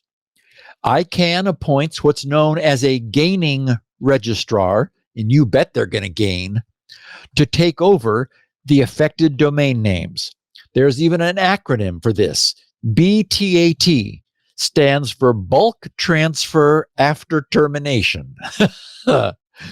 All of the terminating registrar's domains are assigned to the gaining registrar, with the current domain registrants not needing to take any action. There's no discontinuity of service. They don't even know anything happened. ICANN then notifies the domain holders via email and public announcement. And importantly, the current domain holders' rights are retained. Their domain registrations remain valid with their expiration dates and other settings preserved, and the new registrar has agreed to honor the remaining registration term. And existing registrants are then given the option to transfer their domain elsewhere if they prefer. So, yes, down in the mess, down in the trenches, it's a mess. But it's the best that can be done under the circumstances. It's difficult to imagine that these guys are not going to come up with some sort of face-saving attempt to hold on to their registrant status. Maybe this final notification will come to somebody's attention. They've got 2 weeks to somehow cook up a bunch of cockamamie excuses and stories to explain their previous negligence, or to somehow convince ICANN that they'll deal with all of the past and do right going forward. It's going to be interesting to see what happens in 2 weeks. But boy, what a sad thing to happen to a registrar. I mean, they'll simply be out of business. Do you want to take a break here? Let's take a break. Yeah. Okay. Because then we got some feedback and we're at about an hour and a half. So that's perfect. This would be a good time to do it. All righty. You're watching Security Now with the inestimable Steve Gibson. I don't know what that word means, but I think you are inestimable. Sounds good. This episode of Security Now brought to you by the inestimable Melissa, the trusted data quality expert since 1985, longer than we've been doing this show practically. Actually, literally. Melissa's address validation app is available for merchants in the Shopify App Store now, which is awesome. Makes it so easy to use. Enhance your business's fulfillment and keep your customers happy with Melissa. Enhanced address correction, for instance.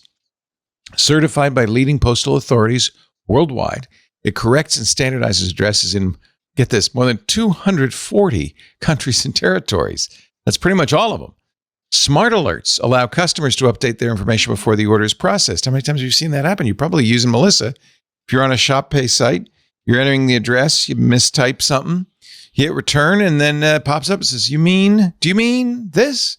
With a business of any size, you can really benefit from Melissa because their data quality expert goes far beyond just address validation. It's not just e-commerce. You get data cleansing, data validation. It's vital in so many fields. Think of healthcare, for instance. In healthcare, 2 to 4% of contact data gets out of date every single month. Millions of patient records in motion demand precision, which Melissa delivers. And it's a life or death situation in healthcare. By using Melissa's enrichment as part of their data management strategy, healthcare organizations build a more comprehensive view of every patient. This also adds in things like predictive analytics, allowing providers to identify patterns in patients' behavior or medical needs, and that can inform preventative care. eToro's vision was to open up global markets for everyone to trade and invest simply and transparently. But global means now you got to handle everybody worldwide. To do this, they needed a streamlined system because they're in finance, right? They needed it for identity verification, know your customer. After partnering with Melissa for electronic identity verification, eToro received the additional benefit of Melissa's auditor report containing details and an explanation of how each user was verified. The eToro business analyst shared this great quote with us. Quote, "We find electronic verification is the way to go because it makes a user's life easier. Users register faster and can start using our platform right away. Development of the auditor report was an added benefit of working with Melissa. They knew we needed an audit trail and devised a simple means for us to generate it for whomever needs it, whenever they need it. If you're global, you've got KYC regulations of all kinds, right? Melissa can handle it. Melissa can handle it. Data is safe, compliant, and secure with Melissa. Melissa's solutions and services are GDPR and CCPA compliant. They're ISO 27001 certified. They meet SOC 2 and HIPAA high trust standards for information security management. So get started today with 1,000 records cleaned for free at melissa.com/twit. That's melissa.com/twit. We thank them so much for being supporters of this show and all our shows for many years now. Not since 1985, but for quite a while. Thank you, Melissa. melissa.com/twit. Steve? Okay, so if any of our listeners might still have an old TP-Link Archer C50. I think a lot do. That was recommended by Wirecutter for years as the best router. Unfortunately, it turns out it's got a problem. It's got a CVE 2025-6982. TP-Link made the mistake of encrypting its settings using DES, not triple, just one DES, in the least secure of all cipher modes, which is ECB, Electronic Codebook, where there's no chaining among successive blocks. You just independently encrypt each block. What this means is that it's possible for attackers to obtain all of the settings in the router, including the admin credentials, the Wi-Fi passwords, and everything else that the router knows. So the routers are end of life, and TP-Link is strongly advising that people, just say, goodbye, router. It's time for a new one. It's not an emergency. It's not a remote code execution vulnerability, but there's, this is a serious concern for these routers. And newer routers offer much better security. A router is the kind of thing that I would give it a 5-year life, and then it's probably time just to rotate the router out of service and put in a new one. New ones are better, faster, et cetera, right? Yeah, and they'll support the latest Wi-Fi standards and so forth. So anyway, I just wanted to give everybody a heads up. If there happens to be an Archer C50 around, you might want to go to TP-Link. You'll probably find some information there saying you want to get rid of it. Yeah. I think even CISA said, stop using these because they're just not secure any longer. Okay. Before we examine specific listener feedback, I got one neat piece of feedback I want to share, which launched me on an interesting journey. I wanted to note that many listeners said they're now going to give the Brave browser another try, and many others sort of asked rhetorically in email that I received, "What took you so long, Gibson?" Some said that they looked at Brave in the past and they were not impressed, but they looked at it again and it seemed like it had gotten better. I'd never really looked at it before. I like it from a privacy enforcing standpoint. So anyway, I just wanted I got so many pieces of email from our listeners about Brave. I wanted to discuss it all at once from everyone and thank everybody for their feedback, which I appreciated. Aaron Schaefer wrote, saying, "Steve, you seem to be entirely unaware of Apple's..." I never finish emails that begin that way. I know. You seem to be entirely unaware of Apple's state ID program for Apple Wallet. Several states already have it deployed. A digital version of my Ohio driver's license has been in my wallet for the last year, for example. The state of Ohio has a free app that someone else can use for me to tap my phone to their phone to verify age from that digital ID. Correct me if I'm wrong, but it seems that all we need is some kind of API call to do the same validation for websites. Thank you for all your good work. I've been a listener since episode 1, Aaron. Okay, so Aaron was completely correct in concluding that I had not been keeping up with the state of smartphone wallets and existing efforts.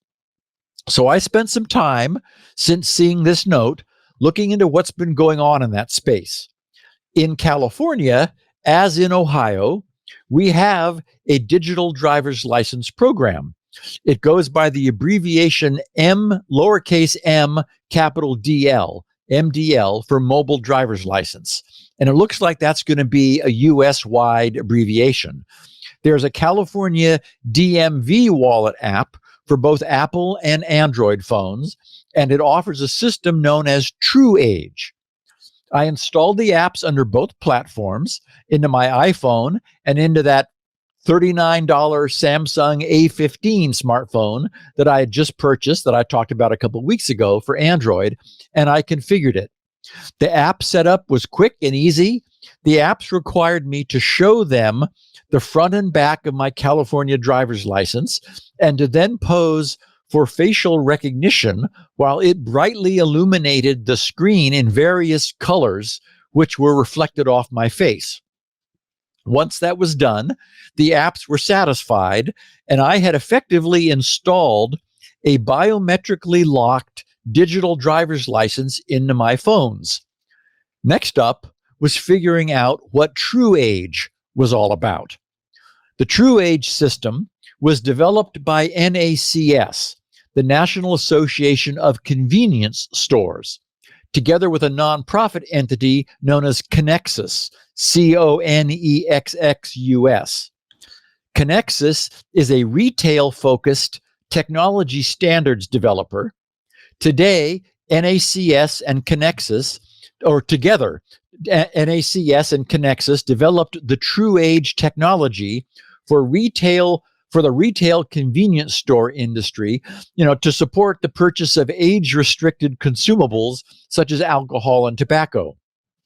In bragging about TruAge, they say, quote, TruAge verifies only age, not identity.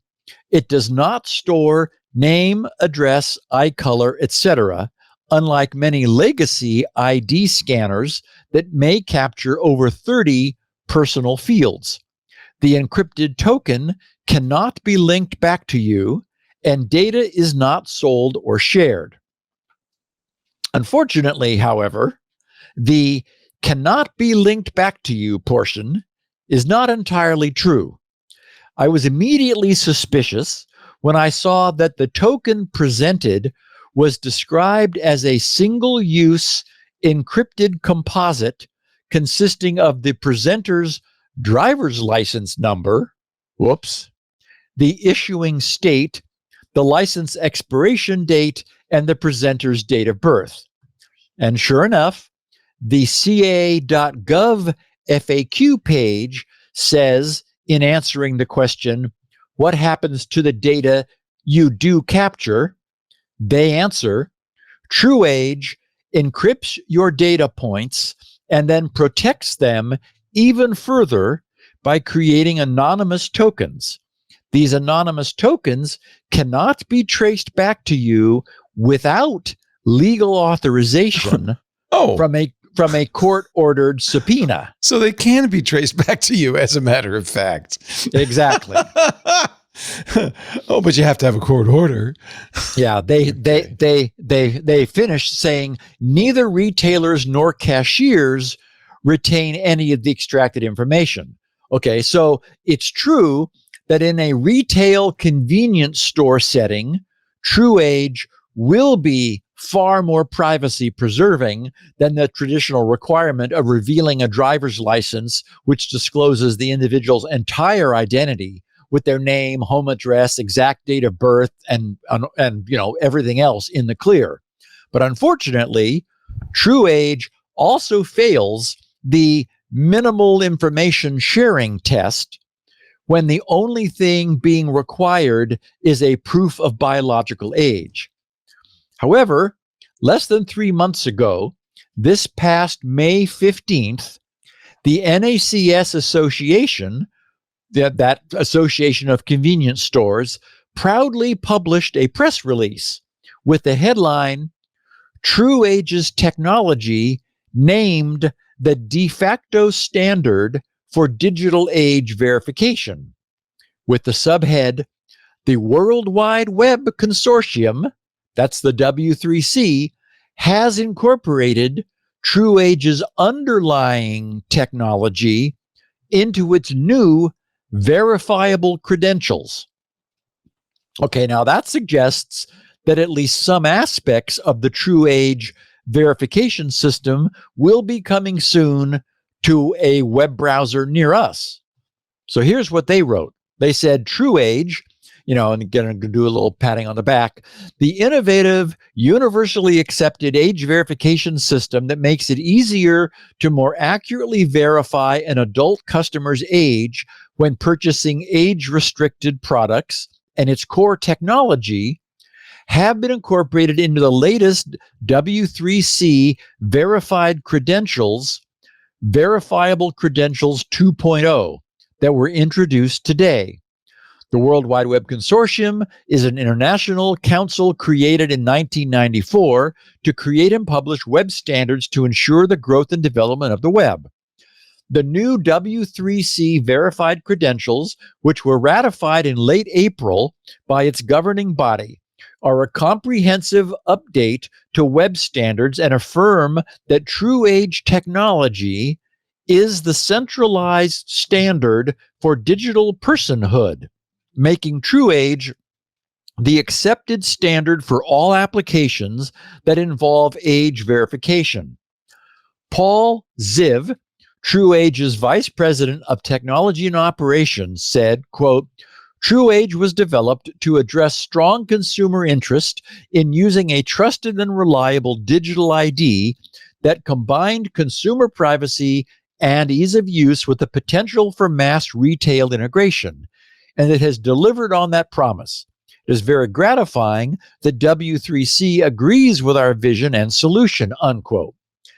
Then back to the press release from TruAge, verifiable credentials are increasingly important as communications and commerce continues to go digital, because they can contain all the same information as physical credentials, similar to driver's licenses and other identification cards. Importantly, by adding technologies such as digital signatures, verifiable credentials can be tamper-proof and seen as more trusted than their physical counterparts. TruAge scans all U.S. driver's licenses and is also incorporated into the state of California's mobile driver's license and digital wallet. The W3C announcement makes TruAge the de facto standard for age verification that could be incorporated into all relevant code for pertinent products developed by companies including Microsoft and Apple. While Verifiable Credentials 2.0 was approved to improve the ease of expressing digital credentials, there were also several privacy-preserving goals that were important. Both of these objectives are central to the core of TruAge. Anyway, the article continues to elaborate and congratulate itself at some additional length. And it goes again to assert that it also provides admissible proof of age verification appended to retailers' transaction logs that can be unlocked under subpoena and submitted as evidence. So, because TruAge explicitly and deliberately binds the credentialed user's identity into their age assertion, it does not do what we want for general purpose online age assertion. So we're left with the question of how much of TruAge's over-identification is actually actually survived the W3C's new Verifiable Credentials 2.0 specification.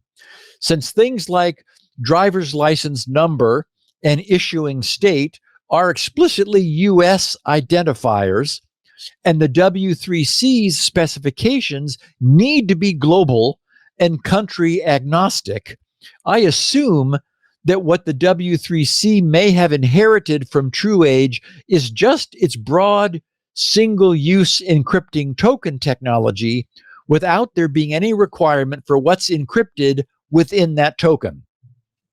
We'll see. Aaron's note started me looking into this with his mention of Ohio, but Ohio and California are not alone.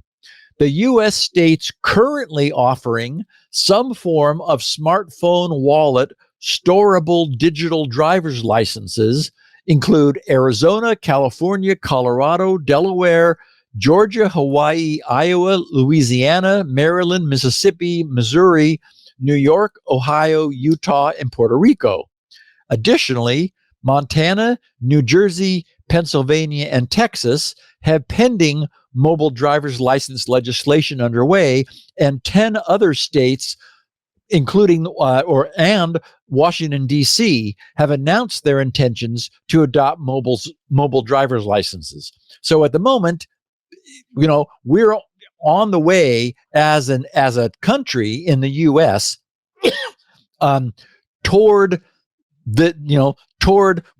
creating biometrically locked driver's licenses that are secure enough to be honored and carried around in our phones.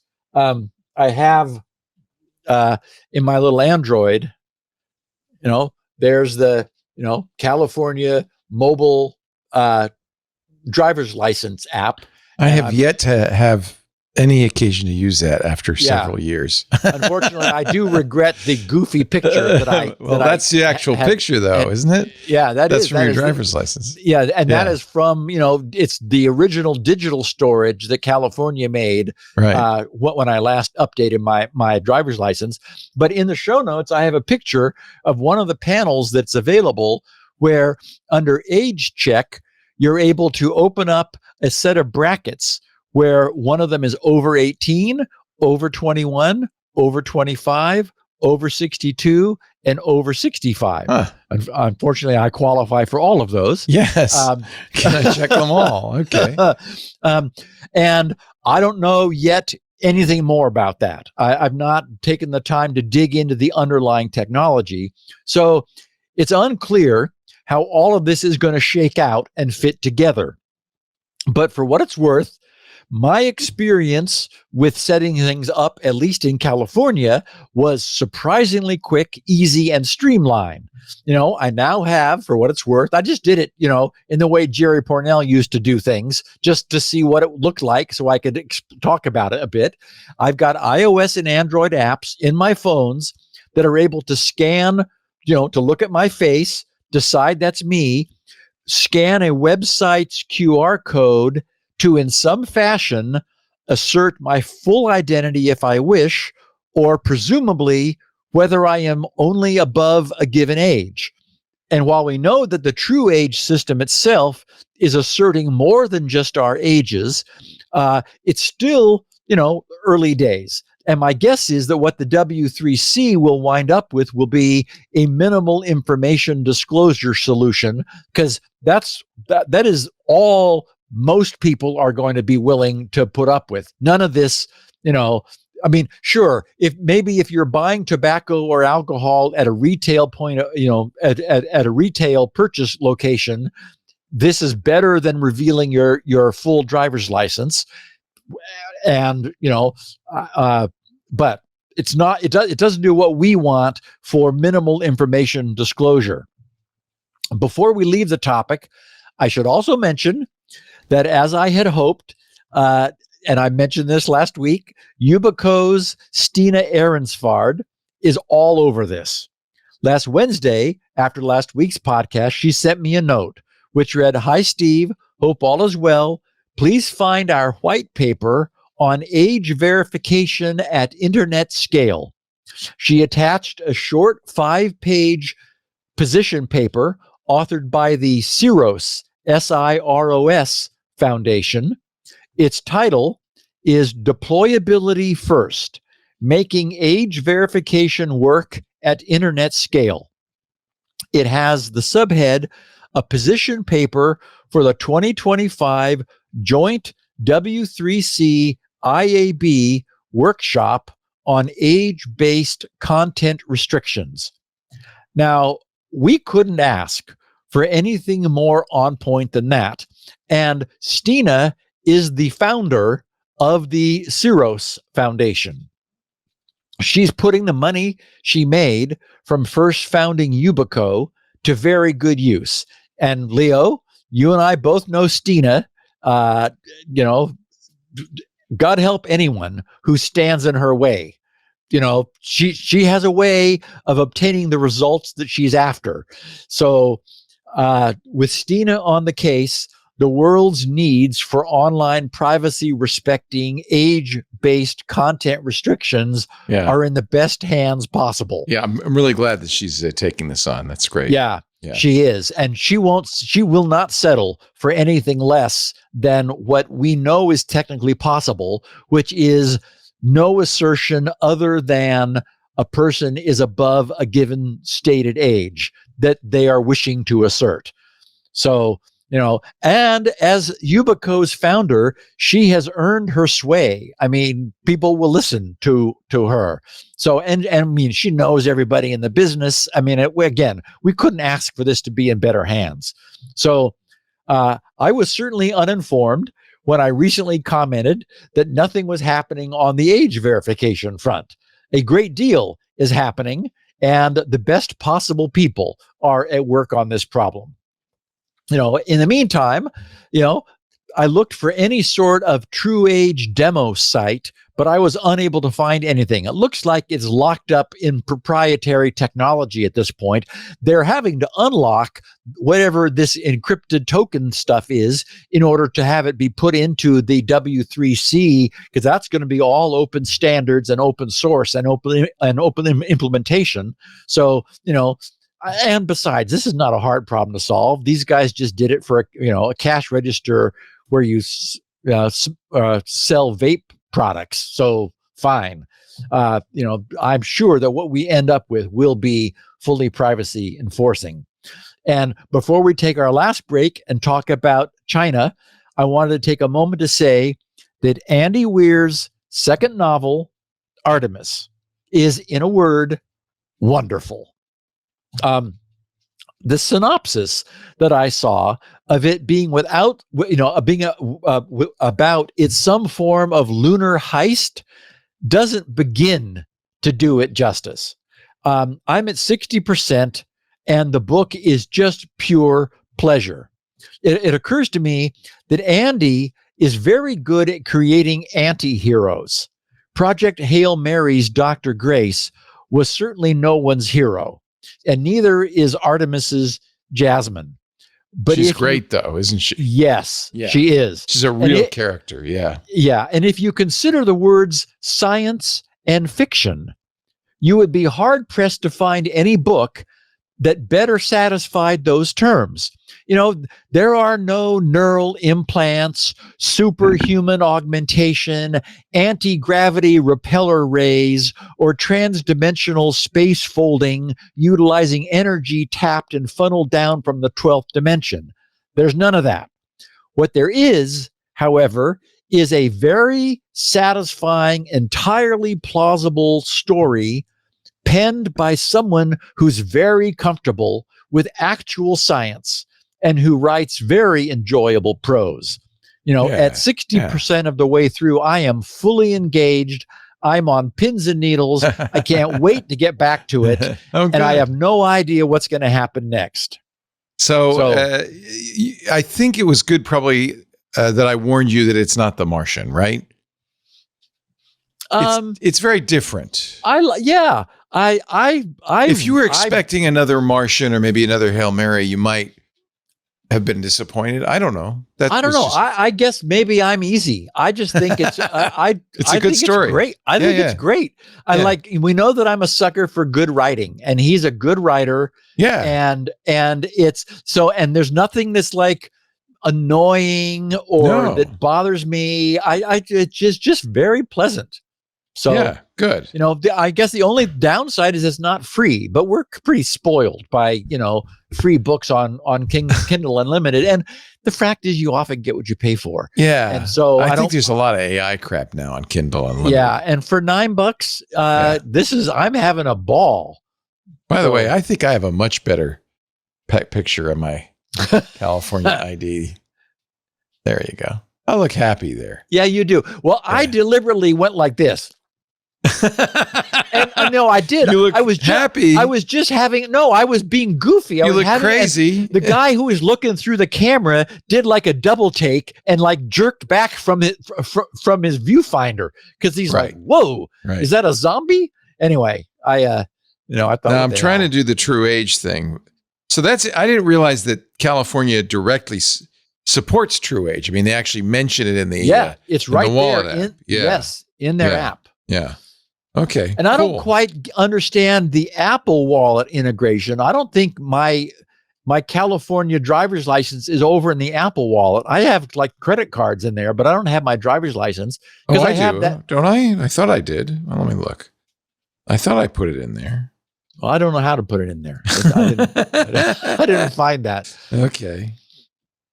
Anyway, yeah. But if you check if you click on that button, let's see, fingerprint. The age verification button? No, the center one, the reader, and there you will see the minor check.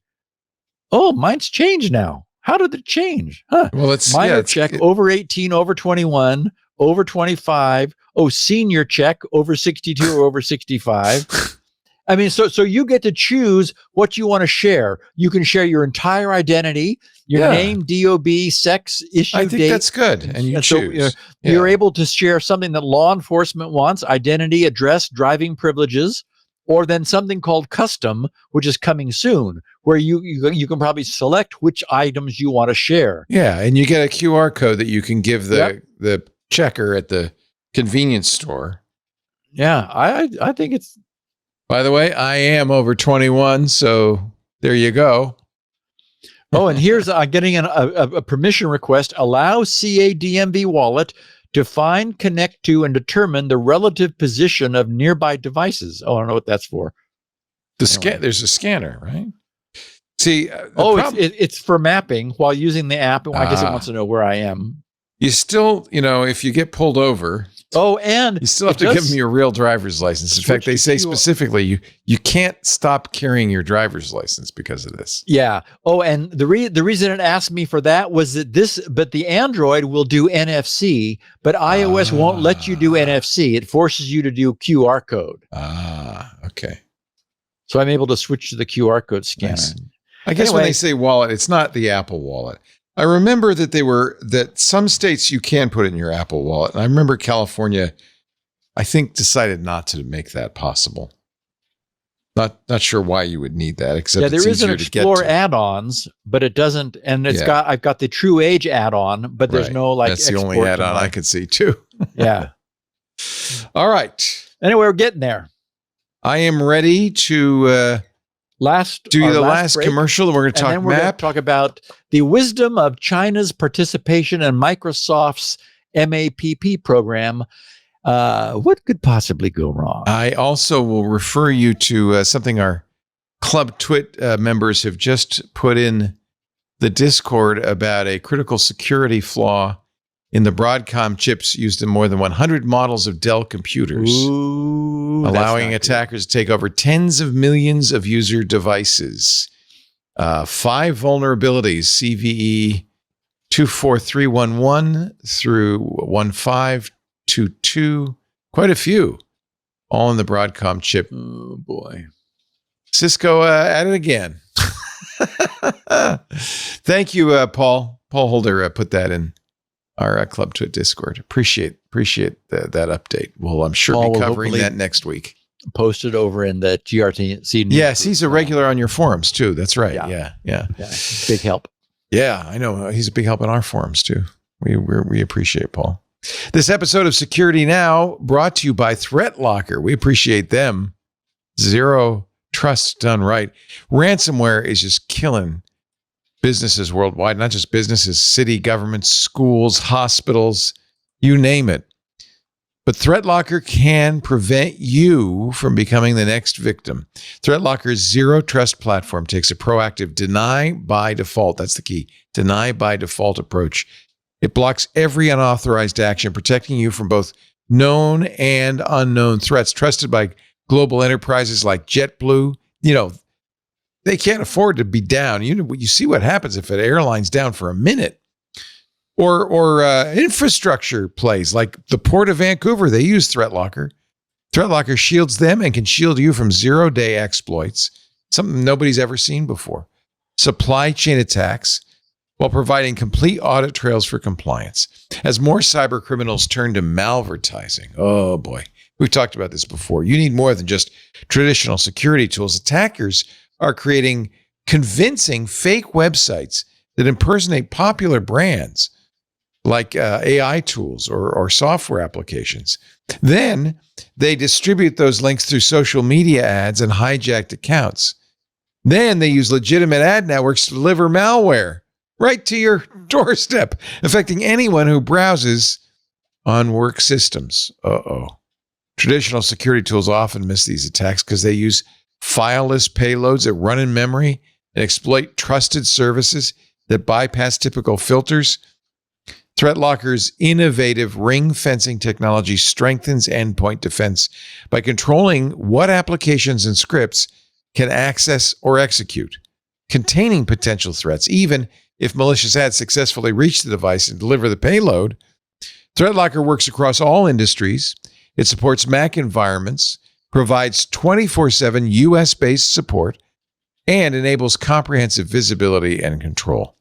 Just ask Jack Senesap. He's Director of IT Infrastructure and Security at Redner's Markets. He says, quote, "When it comes to ThreatLocker, the team stands by their product. ThreatLocker's onboarding phase was very good experience, and they were very hands-on.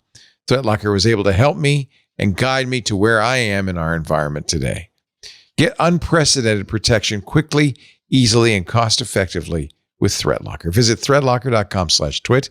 You can get a free 30-day trial to learn more about how ThreatLocker can help mitigate unknown threats and ensure compliance. threatlocker.com/twit. threatlocker.com/twit. We thank them so much for their support of Security Now. Now, let's get to this shocking story about MAPP. So, I want to share what I feel is a very fair and balanced assessment of the consequences of the unfortunate but nevertheless very real geopolitical tensions that have been growing between the U.S. and China, and the consequences of China's long-standing early access to Microsoft's serious security vulnerabilities. And Leo, you're going to love the name of these guys. This was posted to the NATO Thoughts Substack last Thursday. I read that one.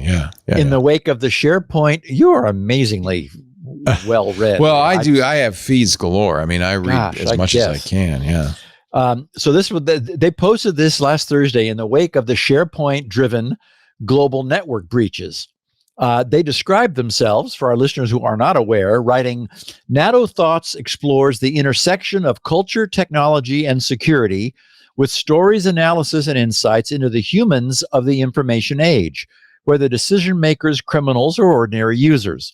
We probe the language, culture, institutions, political systems, and unwritten social rules that constrain and inspire their actions. NATO is a sticky Japanese fermented soybean dish. It's very good. with an acquired taste." They said fermented foods are slow foods. Yes. It helps keep your microbiome, that complex ecosystem that helps you digest, healthy. Like natto, our thoughts have had time to ferment. We're a group of experts with decades of experience in geopolitical analysis and cyber threat intelligence between us. We do research in a variety of European and Asian languages.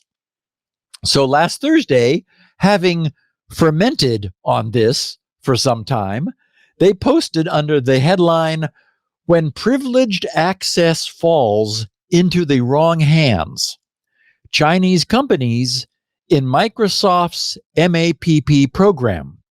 And they added the subhead, "Chinese companies face conflicting pressures between MAPP's non-disclosure requirements and domestic policies that incentivize or mandate vulnerability disclosure to the state." Since we've touched on the Chinese government's disclosure requirements for their Chinese enterprises in the past, and since it's so relevant today, having read what these guys have to say, I felt that this audience needed to hear it too. So they wrote, on July 25th, 2025, Bloomberg reported that Microsoft is investigating whether a leak from its Microsoft Active Protections Program, that's the MAPP, M-A-P-P, allowed Chinese hackers to exploit a SharePoint vulnerability before a patch was released. Now, we know from the first topic we covered, which is that Chinese programmers wrote the patch, that maybe there was another way, another exit path for those details. But that doesn't mean that this is not an issue too. Microsoft attributed, they wrote, the campaign, dubbed Tool Shell, after the custom remote access Trojan used to three China-linked threat actors, Linen Typhoon, Violet Typhoon, and Storm 2603. The attackers reportedly compromised over 400 organizations worldwide, including the U.S. National Nuclear Security Administration. Launched in 2008, okay, so that's when this program began, 2008, quite a while ago. MAPP is designed, before tensions with China were as they are today, MAPP is designed to reduce the time between the discovery of a vulnerability and the deployment of patches by giving trusted security vendors early access to technical details about upcoming patches. Microsoft enables them to release protections such as antivirus signatures and intrusion detection rules in sync with its monthly updates. The program, however, relies on strict compliance with non-disclosure agreements and the secure handling of pre-release data.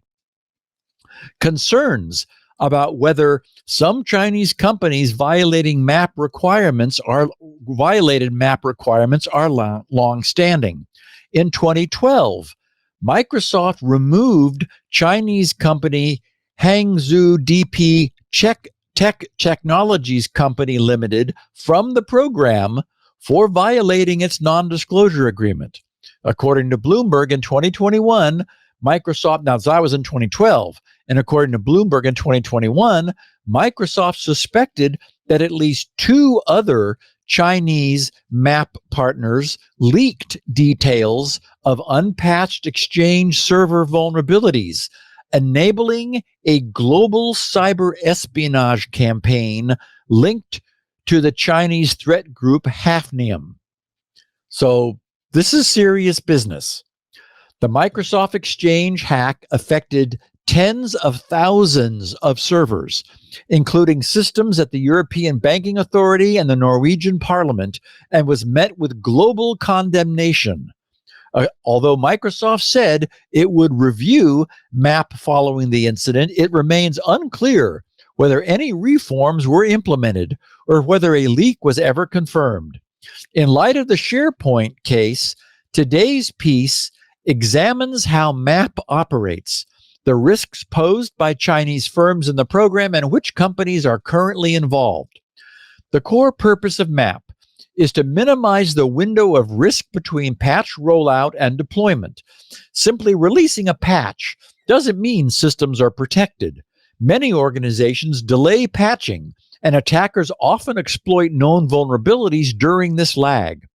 By giving trusted vendors early access to vulnerability details, Microsoft ensures they can build and distribute detection signatures and other defensive measures in advance, like CrowdStrike, for example. So these protections are already active when the patch is published. Without MAPP, vendors will only begin creating protections after public disclosure, leaving many systems globally, including in China, exposed for critical hours or days. To participate in MAPP, security vendors must meet criteria that demonstrate their ability to protect a broad customer base. And they must demonstrate that they're worth disclosing these details to. Applicants must be willing to sign a non-disclosure agreement, commit to coordinated vulnerability disclosure practices, share threat information, and actively create in-house security protections such as signatures or indicators of compromise based on Microsoft's data. Microsoft retains discretion over admission and may suspend or expel members who fail to meet participation standards. According to the MAPP website, members are divided into 3 tiers based on the amount of time they receive vulnerability information before its public release and other criteria. Entry level, which is 24 hours in advance, ANS, which is up to 5 days in advance, and validate, which is invite only and focused on testing detection guidance. However, recently admitted MAPP partners and recognized experts have observed that Microsoft may provide critical vulnerability and threat intelligence as early as 2 weeks prior to public disclosure. Criteria for determining the criticality which warrants such early releases and to whom the intelligence flows is unclear. These companies operated within MAPP present a unique risk due to national regulations mandating the disclosure of vulnerabilities to the state. In September 2021, China implemented the Regulations on the Management of Network Product Security Vulnerabilities, the RMSV, which require any organization doing business in China to report newly discovered zero-day vulnerabilities to the government authorities within 48 hours. This gives Chinese state agencies early access to high-impact vulnerabilities, often before patches are available. Microsoft acknowledged the implications of this policy in its 2022 Digital Defense Report, noting that, quote, this new regulation might enable elements in the Chinese government to stockpile reported vulnerabilities toward weaponizing them, unquote. While the RMSV serves as the primary legal pathway for the state to acquire 0 days, it is not the only mechanism. In 2023, cybersecurity analyst Dakota Carey, and he's one of the authors of this paper, by the way, and Kristen Del Rosso uncovered a parallel, more opaque process involving the China National Vulnerability Database of Information Security, CNNVD, which is overseen by the Ministry of State Security, the MSS. Under this framework, Chinese cybersecurity firms voluntarily partner with the CNNVD to report vulnerabilities, get this, in exchange for financial compensation and prestige. These firms, known as TSUs, Technical Support Units, are stratified into 3 tiers based upon the number of vulnerabilities they submit each year. Tier 1 TSUs must submit at least 20 common vulnerabilities annually, including a minimum of 3 classified as critical risk in order to qualify for their Tier 1 status. So, yikes. I imagine that everyone listening appreciates how traditional Chinese culture could factor into both the financial compensation and the prestige aspects of this, and how these minimal annual submission requirements to achieve and maintain tier status would tend to introduce unhealthy incentives. China's CNNVD handbook provides a requirements chart for the 3 participation tiers, where you have level 1, level 2, and level 3 requiring, higher and more frequent and more plentiful turnover of vulnerabilities in order to obtain that tier. Who knows where they're getting them? The The report continues, as early as 2017, the U.S. threat intelligence firm Recorded Future, who we've often quoted here, demonstrated that vulnerabilities reported to CNNVD are assessed by China's Ministry of State Security for their potential use in intelligence operations. As of this writing, 38 companies are classified as Tier 1 contributors to CNNVD, 61 as Tier 2, and 247 as Tier 3. Of these, 10 Tier 1 companies, 1 Tier 2, and 1 Tier 3. Okay, of these, that is, those that are turning things over to China's Ministry of State Security for their potential use as intelligence operations, here's the number of those that are currently Microsoft MAPP members. 10 in Tier 1, 1 in Tier 2, and 1 in Tier 3. So they are receiving the intelligence from Microsoft in advance of its release, and they're being paid and obtain prestige for upturning some vulnerabilities over to the Ministry of State Security. What could possibly go wrong? In addition to providing new vulnerabilities to the CNNVD, these technical support units are also required to provide vulnerability early warning support to the Ministry of State Security. At least 5 critical alerts annually for Tiers 1 and 2, and at least 3 for Tier 3. As cybersecurity and tech companies, many of these TSUs likely provide this early warning support by reporting newly observed attacks on their customers or systems.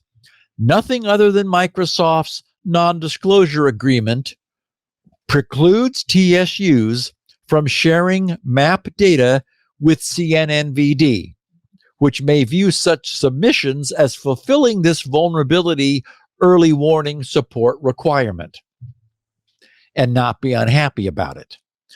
They wrote, our analysis of the MAPP main page via the Wayback Machine shows that the number of Chinese companies listed in MAPP increased from 13 in December. So this is the number of companies that Microsoft is disclosing this stuff to, increased from 13 in December of 2018, which was the early available snapshot they could find with the Wayback Machine, to 19 out of a total of 104 member companies globally as of this writing. China has the largest national representation after the U.S. So there are 19 Chinese firms currently as MAPP partners. They wrote, since 2018, several Chinese companies have appeared and disappeared from the MAPP list. Companies that have since disappeared include Beijing's LeadSec, Huawei, and Newsoft, which were removed between December 2018 and November 2019. Qihu 360 between November 2019 and October 2020. Hangzhou H3C Technology between December 21 and October 22, and Sang4 between October 22 and September 23. The reasons for a company's removal from the MAPP list are not always clear. In the case of Huawei and Qihu 360, the timing aligns with their addition to the U.S. entity list in 2019 and 2020, respectively. For others, they wrote, we could not locate any public explanation from Microsoft, unlike the 2012 public notice from the Microsoft Security Response Center regarding DPT text removal for violating MAPP's NDA requirements. Of the 19 Chinese companies currently participating in MAPP, 12 are classified as CNNVD TSUs, based on previous research into their vulnerability submissions to Microsoft's bug bounty program. Tier 1 TSUs such as Tencent, Cyber Kunlun, Sang4, Qianxin, and Venus Tech operate dedicated labs with varying levels of focus on identifying vulnerabilities in Microsoft software products. It's also possible that individuals working at MAPP companies in China individually decide to pass along or sell information to offensive teams. With access to valuable information and a clear market for buyers, insider risk at MAPP partners themselves cannot be ruled out. Regardless of the specific mechanism for information diffusion, it is clear that China's incentives for reporting such vulnerabilities, both economic and reputational, as companies seek to meet CNNVD quotas and maintain TSU status for potential business opportunities, create an environment which incentivizes abuse. Vulnerabilities reported to the Ministry of State Security run CNNVD may be evaluated for potential operational use before being disclosed to the public. Chinese APT groups are known for their speed and coordination in exploiting such vulnerabilities. According to advisories from multiple national cybersecurity agencies and threat intelligence firms, groups such as APT 40 and 41 have exploited vulnerabilities within hours of their public disclosure. Chinese APTs are also effective in sharing exploits across groups. Once a vulnerability has been successfully weaponized, it often circulates rapidly among operators. Both these dynamics were on display during the 2021 Microsoft Exchange campaign. On February 23, 2021, MAPP distributed proof of concept code to its members so they could engineer detections. 5 days later, mass exploitation of the vulnerabilities with similar code to that distributed via MAPP blanketed the web. According to threat intelligence firm ESET, exploitation began with the China-linked threat group TIC and was quickly followed by other China-linked groups, including Lucky Mouse, Calypso, and the Winty Group. Microsoft made patches available for customers shortly thereafter on March 2nd, 2021, 7 days after distributing proof of concept code to MAPP members. A similar pattern emerged with the exploitation of the SharePoint vulnerabilities, first disclosed at Pwn2Own Berlin in May. The winning submission was reported to Microsoft shortly after the event. As per standard MAPP procedures, Microsoft distributed vulnerability details to selected partners up to 2 weeks before the public patch, scheduled for July 8th. Yet CrowdStrike observed exploitation as early as July 7th, again suggesting that threat groups may have gained access to vulnerability details before protections were made widely available. Microsoft attributed the activity to no fewer than 3 China-linked groups on July 22nd. Microsoft's stated mission is to, quote, empower every person, every organization on the planet to achieve more, unquote. In line with this mission, and given Microsoft's strong global presence, including a vast user base in China, initiatives like MAPP play a critical role in protecting users from malicious actors. However, such programs require strong safeguards and clear accountability, and ensuring full compliance can be difficult. In unique contexts, such as China's centralized vulnerability disclosure system, the inclusion of Chinese companies warrants special scrutiny, especially those participating in domestic programs that incentivize reporting vulnerabilities to the state.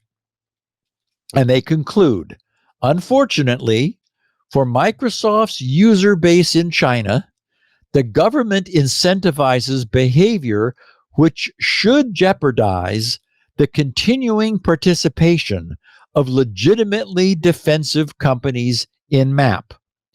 It is the role of the PRC government to enforce laws on companies operating within its jurisdiction and responding to its policies.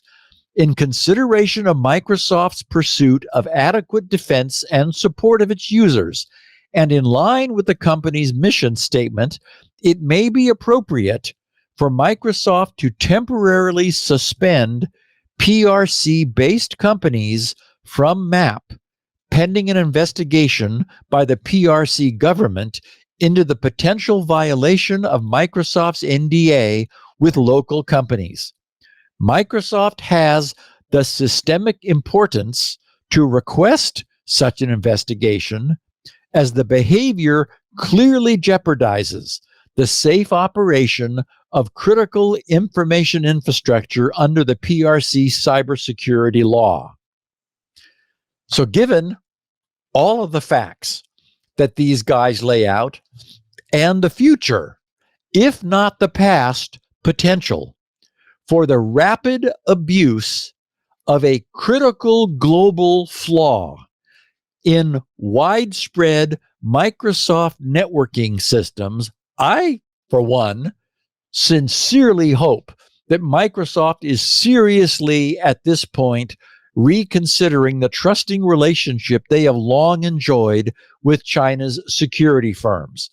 You know, in paraphrasing Khan, if we were all one big happy planet, then I'd say that Microsoft's historical position makes sense. Why not share these discovered vulnerabilities before they're patched and remediated? But the sad truth is, tensions are escalating, and there doesn't appear to be any reasonable end in sight. Given that U.S. intelligence agencies have firmly concluded that U.S. interests are under constant cyber attack from Chinese threat actor groups, which are being actively supported by the People's Republic of China, how can it possibly remain rational for Microsoft to be willfully providing Chinese researchers and indirectly the Chinese government with the very means to attack us, perhaps devastatingly?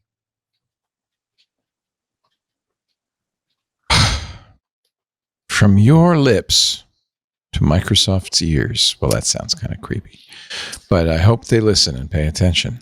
Yeah, I mean, I get it. It's valuable, but Leo, we just, Exchange Server is an example, and SharePoint here is another. It's happening too much. There are defects, serious, critical remote code execution defects in Microsoft's products. Yep.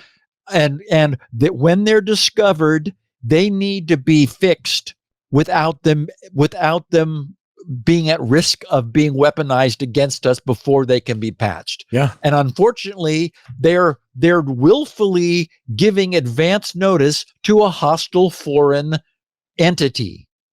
Well, Microsoft says they're going to eventually move it out of China. They don't say they're going to move it back to the U.S. No, actually what they said they would move out was the fact that it's even worse. They have Chinese people writing the patches at the moment. Yeah. But then also they have the MAPP participants that are different than that. So they have two different means by which, they're like deliberately having knowledge of these problems in China before the patches are released. I'm surprised they're even allowed to do this, frankly. I think it's only because Microsoft is so strong, and our politicians don't really understand what's going on. Yeah. Steve Gibson, he's at grc.com. He understands what's going on. That's why we listen to the show every Tuesday. You can get a copy of the show from him. He's got 64 kilobit audio, 16 kilobit audio, transcripts written by an actual human being, Elaine Ferris, and, of course, the show notes, all of that at grc.com. While you're there, take a look. You might want to pick up a copy of SpinRite, the world's best mass storage maintenance, recovery, and performance-enhancing utility. 6.1 is the current version. If you have mass storage, you really should have a copy of SpinRite. There's also lots of other great stuff there. grc.com, including a way to get a hold of Steve. People are always asking me, can you send an email to Steve? It's easy. Go to grc.com/email. Submit your email address. He'll whitelist it from that point on. You'll also have the opportunity. There's 2 unchecked checkboxes right below it. One is for his weekly newsletter. That's the show notes for this show. And the other is for much less frequent emailing about new products. And I think you'd want to know about those too. So. Only ever been one. That's how infrequent it is. Every 12 years, he sends an email at grc.com/email. You can also get this show at our website, twit.tv/SN. We have 128 kilobit audio plus video on our site. There's also video on the YouTube channel. You'll see a link at that page, which is a great way to share little clips with your boss or your IT department or just whoever you think might be interested. Help us spread the word about the show. You can also subscribe in your favorite podcast client. That's an easy way to get it. Audio or video, your choice. That's free, but there are ad-free versions of the show available if you're a member of Club Twit. And I do want to encourage you to join the club. Club members are able to join us in the Discord, chat along with us. They get a lot of special programming. Friday, we're going to do Stacy's Book Club, a great science fiction book called How to Win the Time War. In fact, it's short enough you could probably still read it before Friday. Highly recommend it.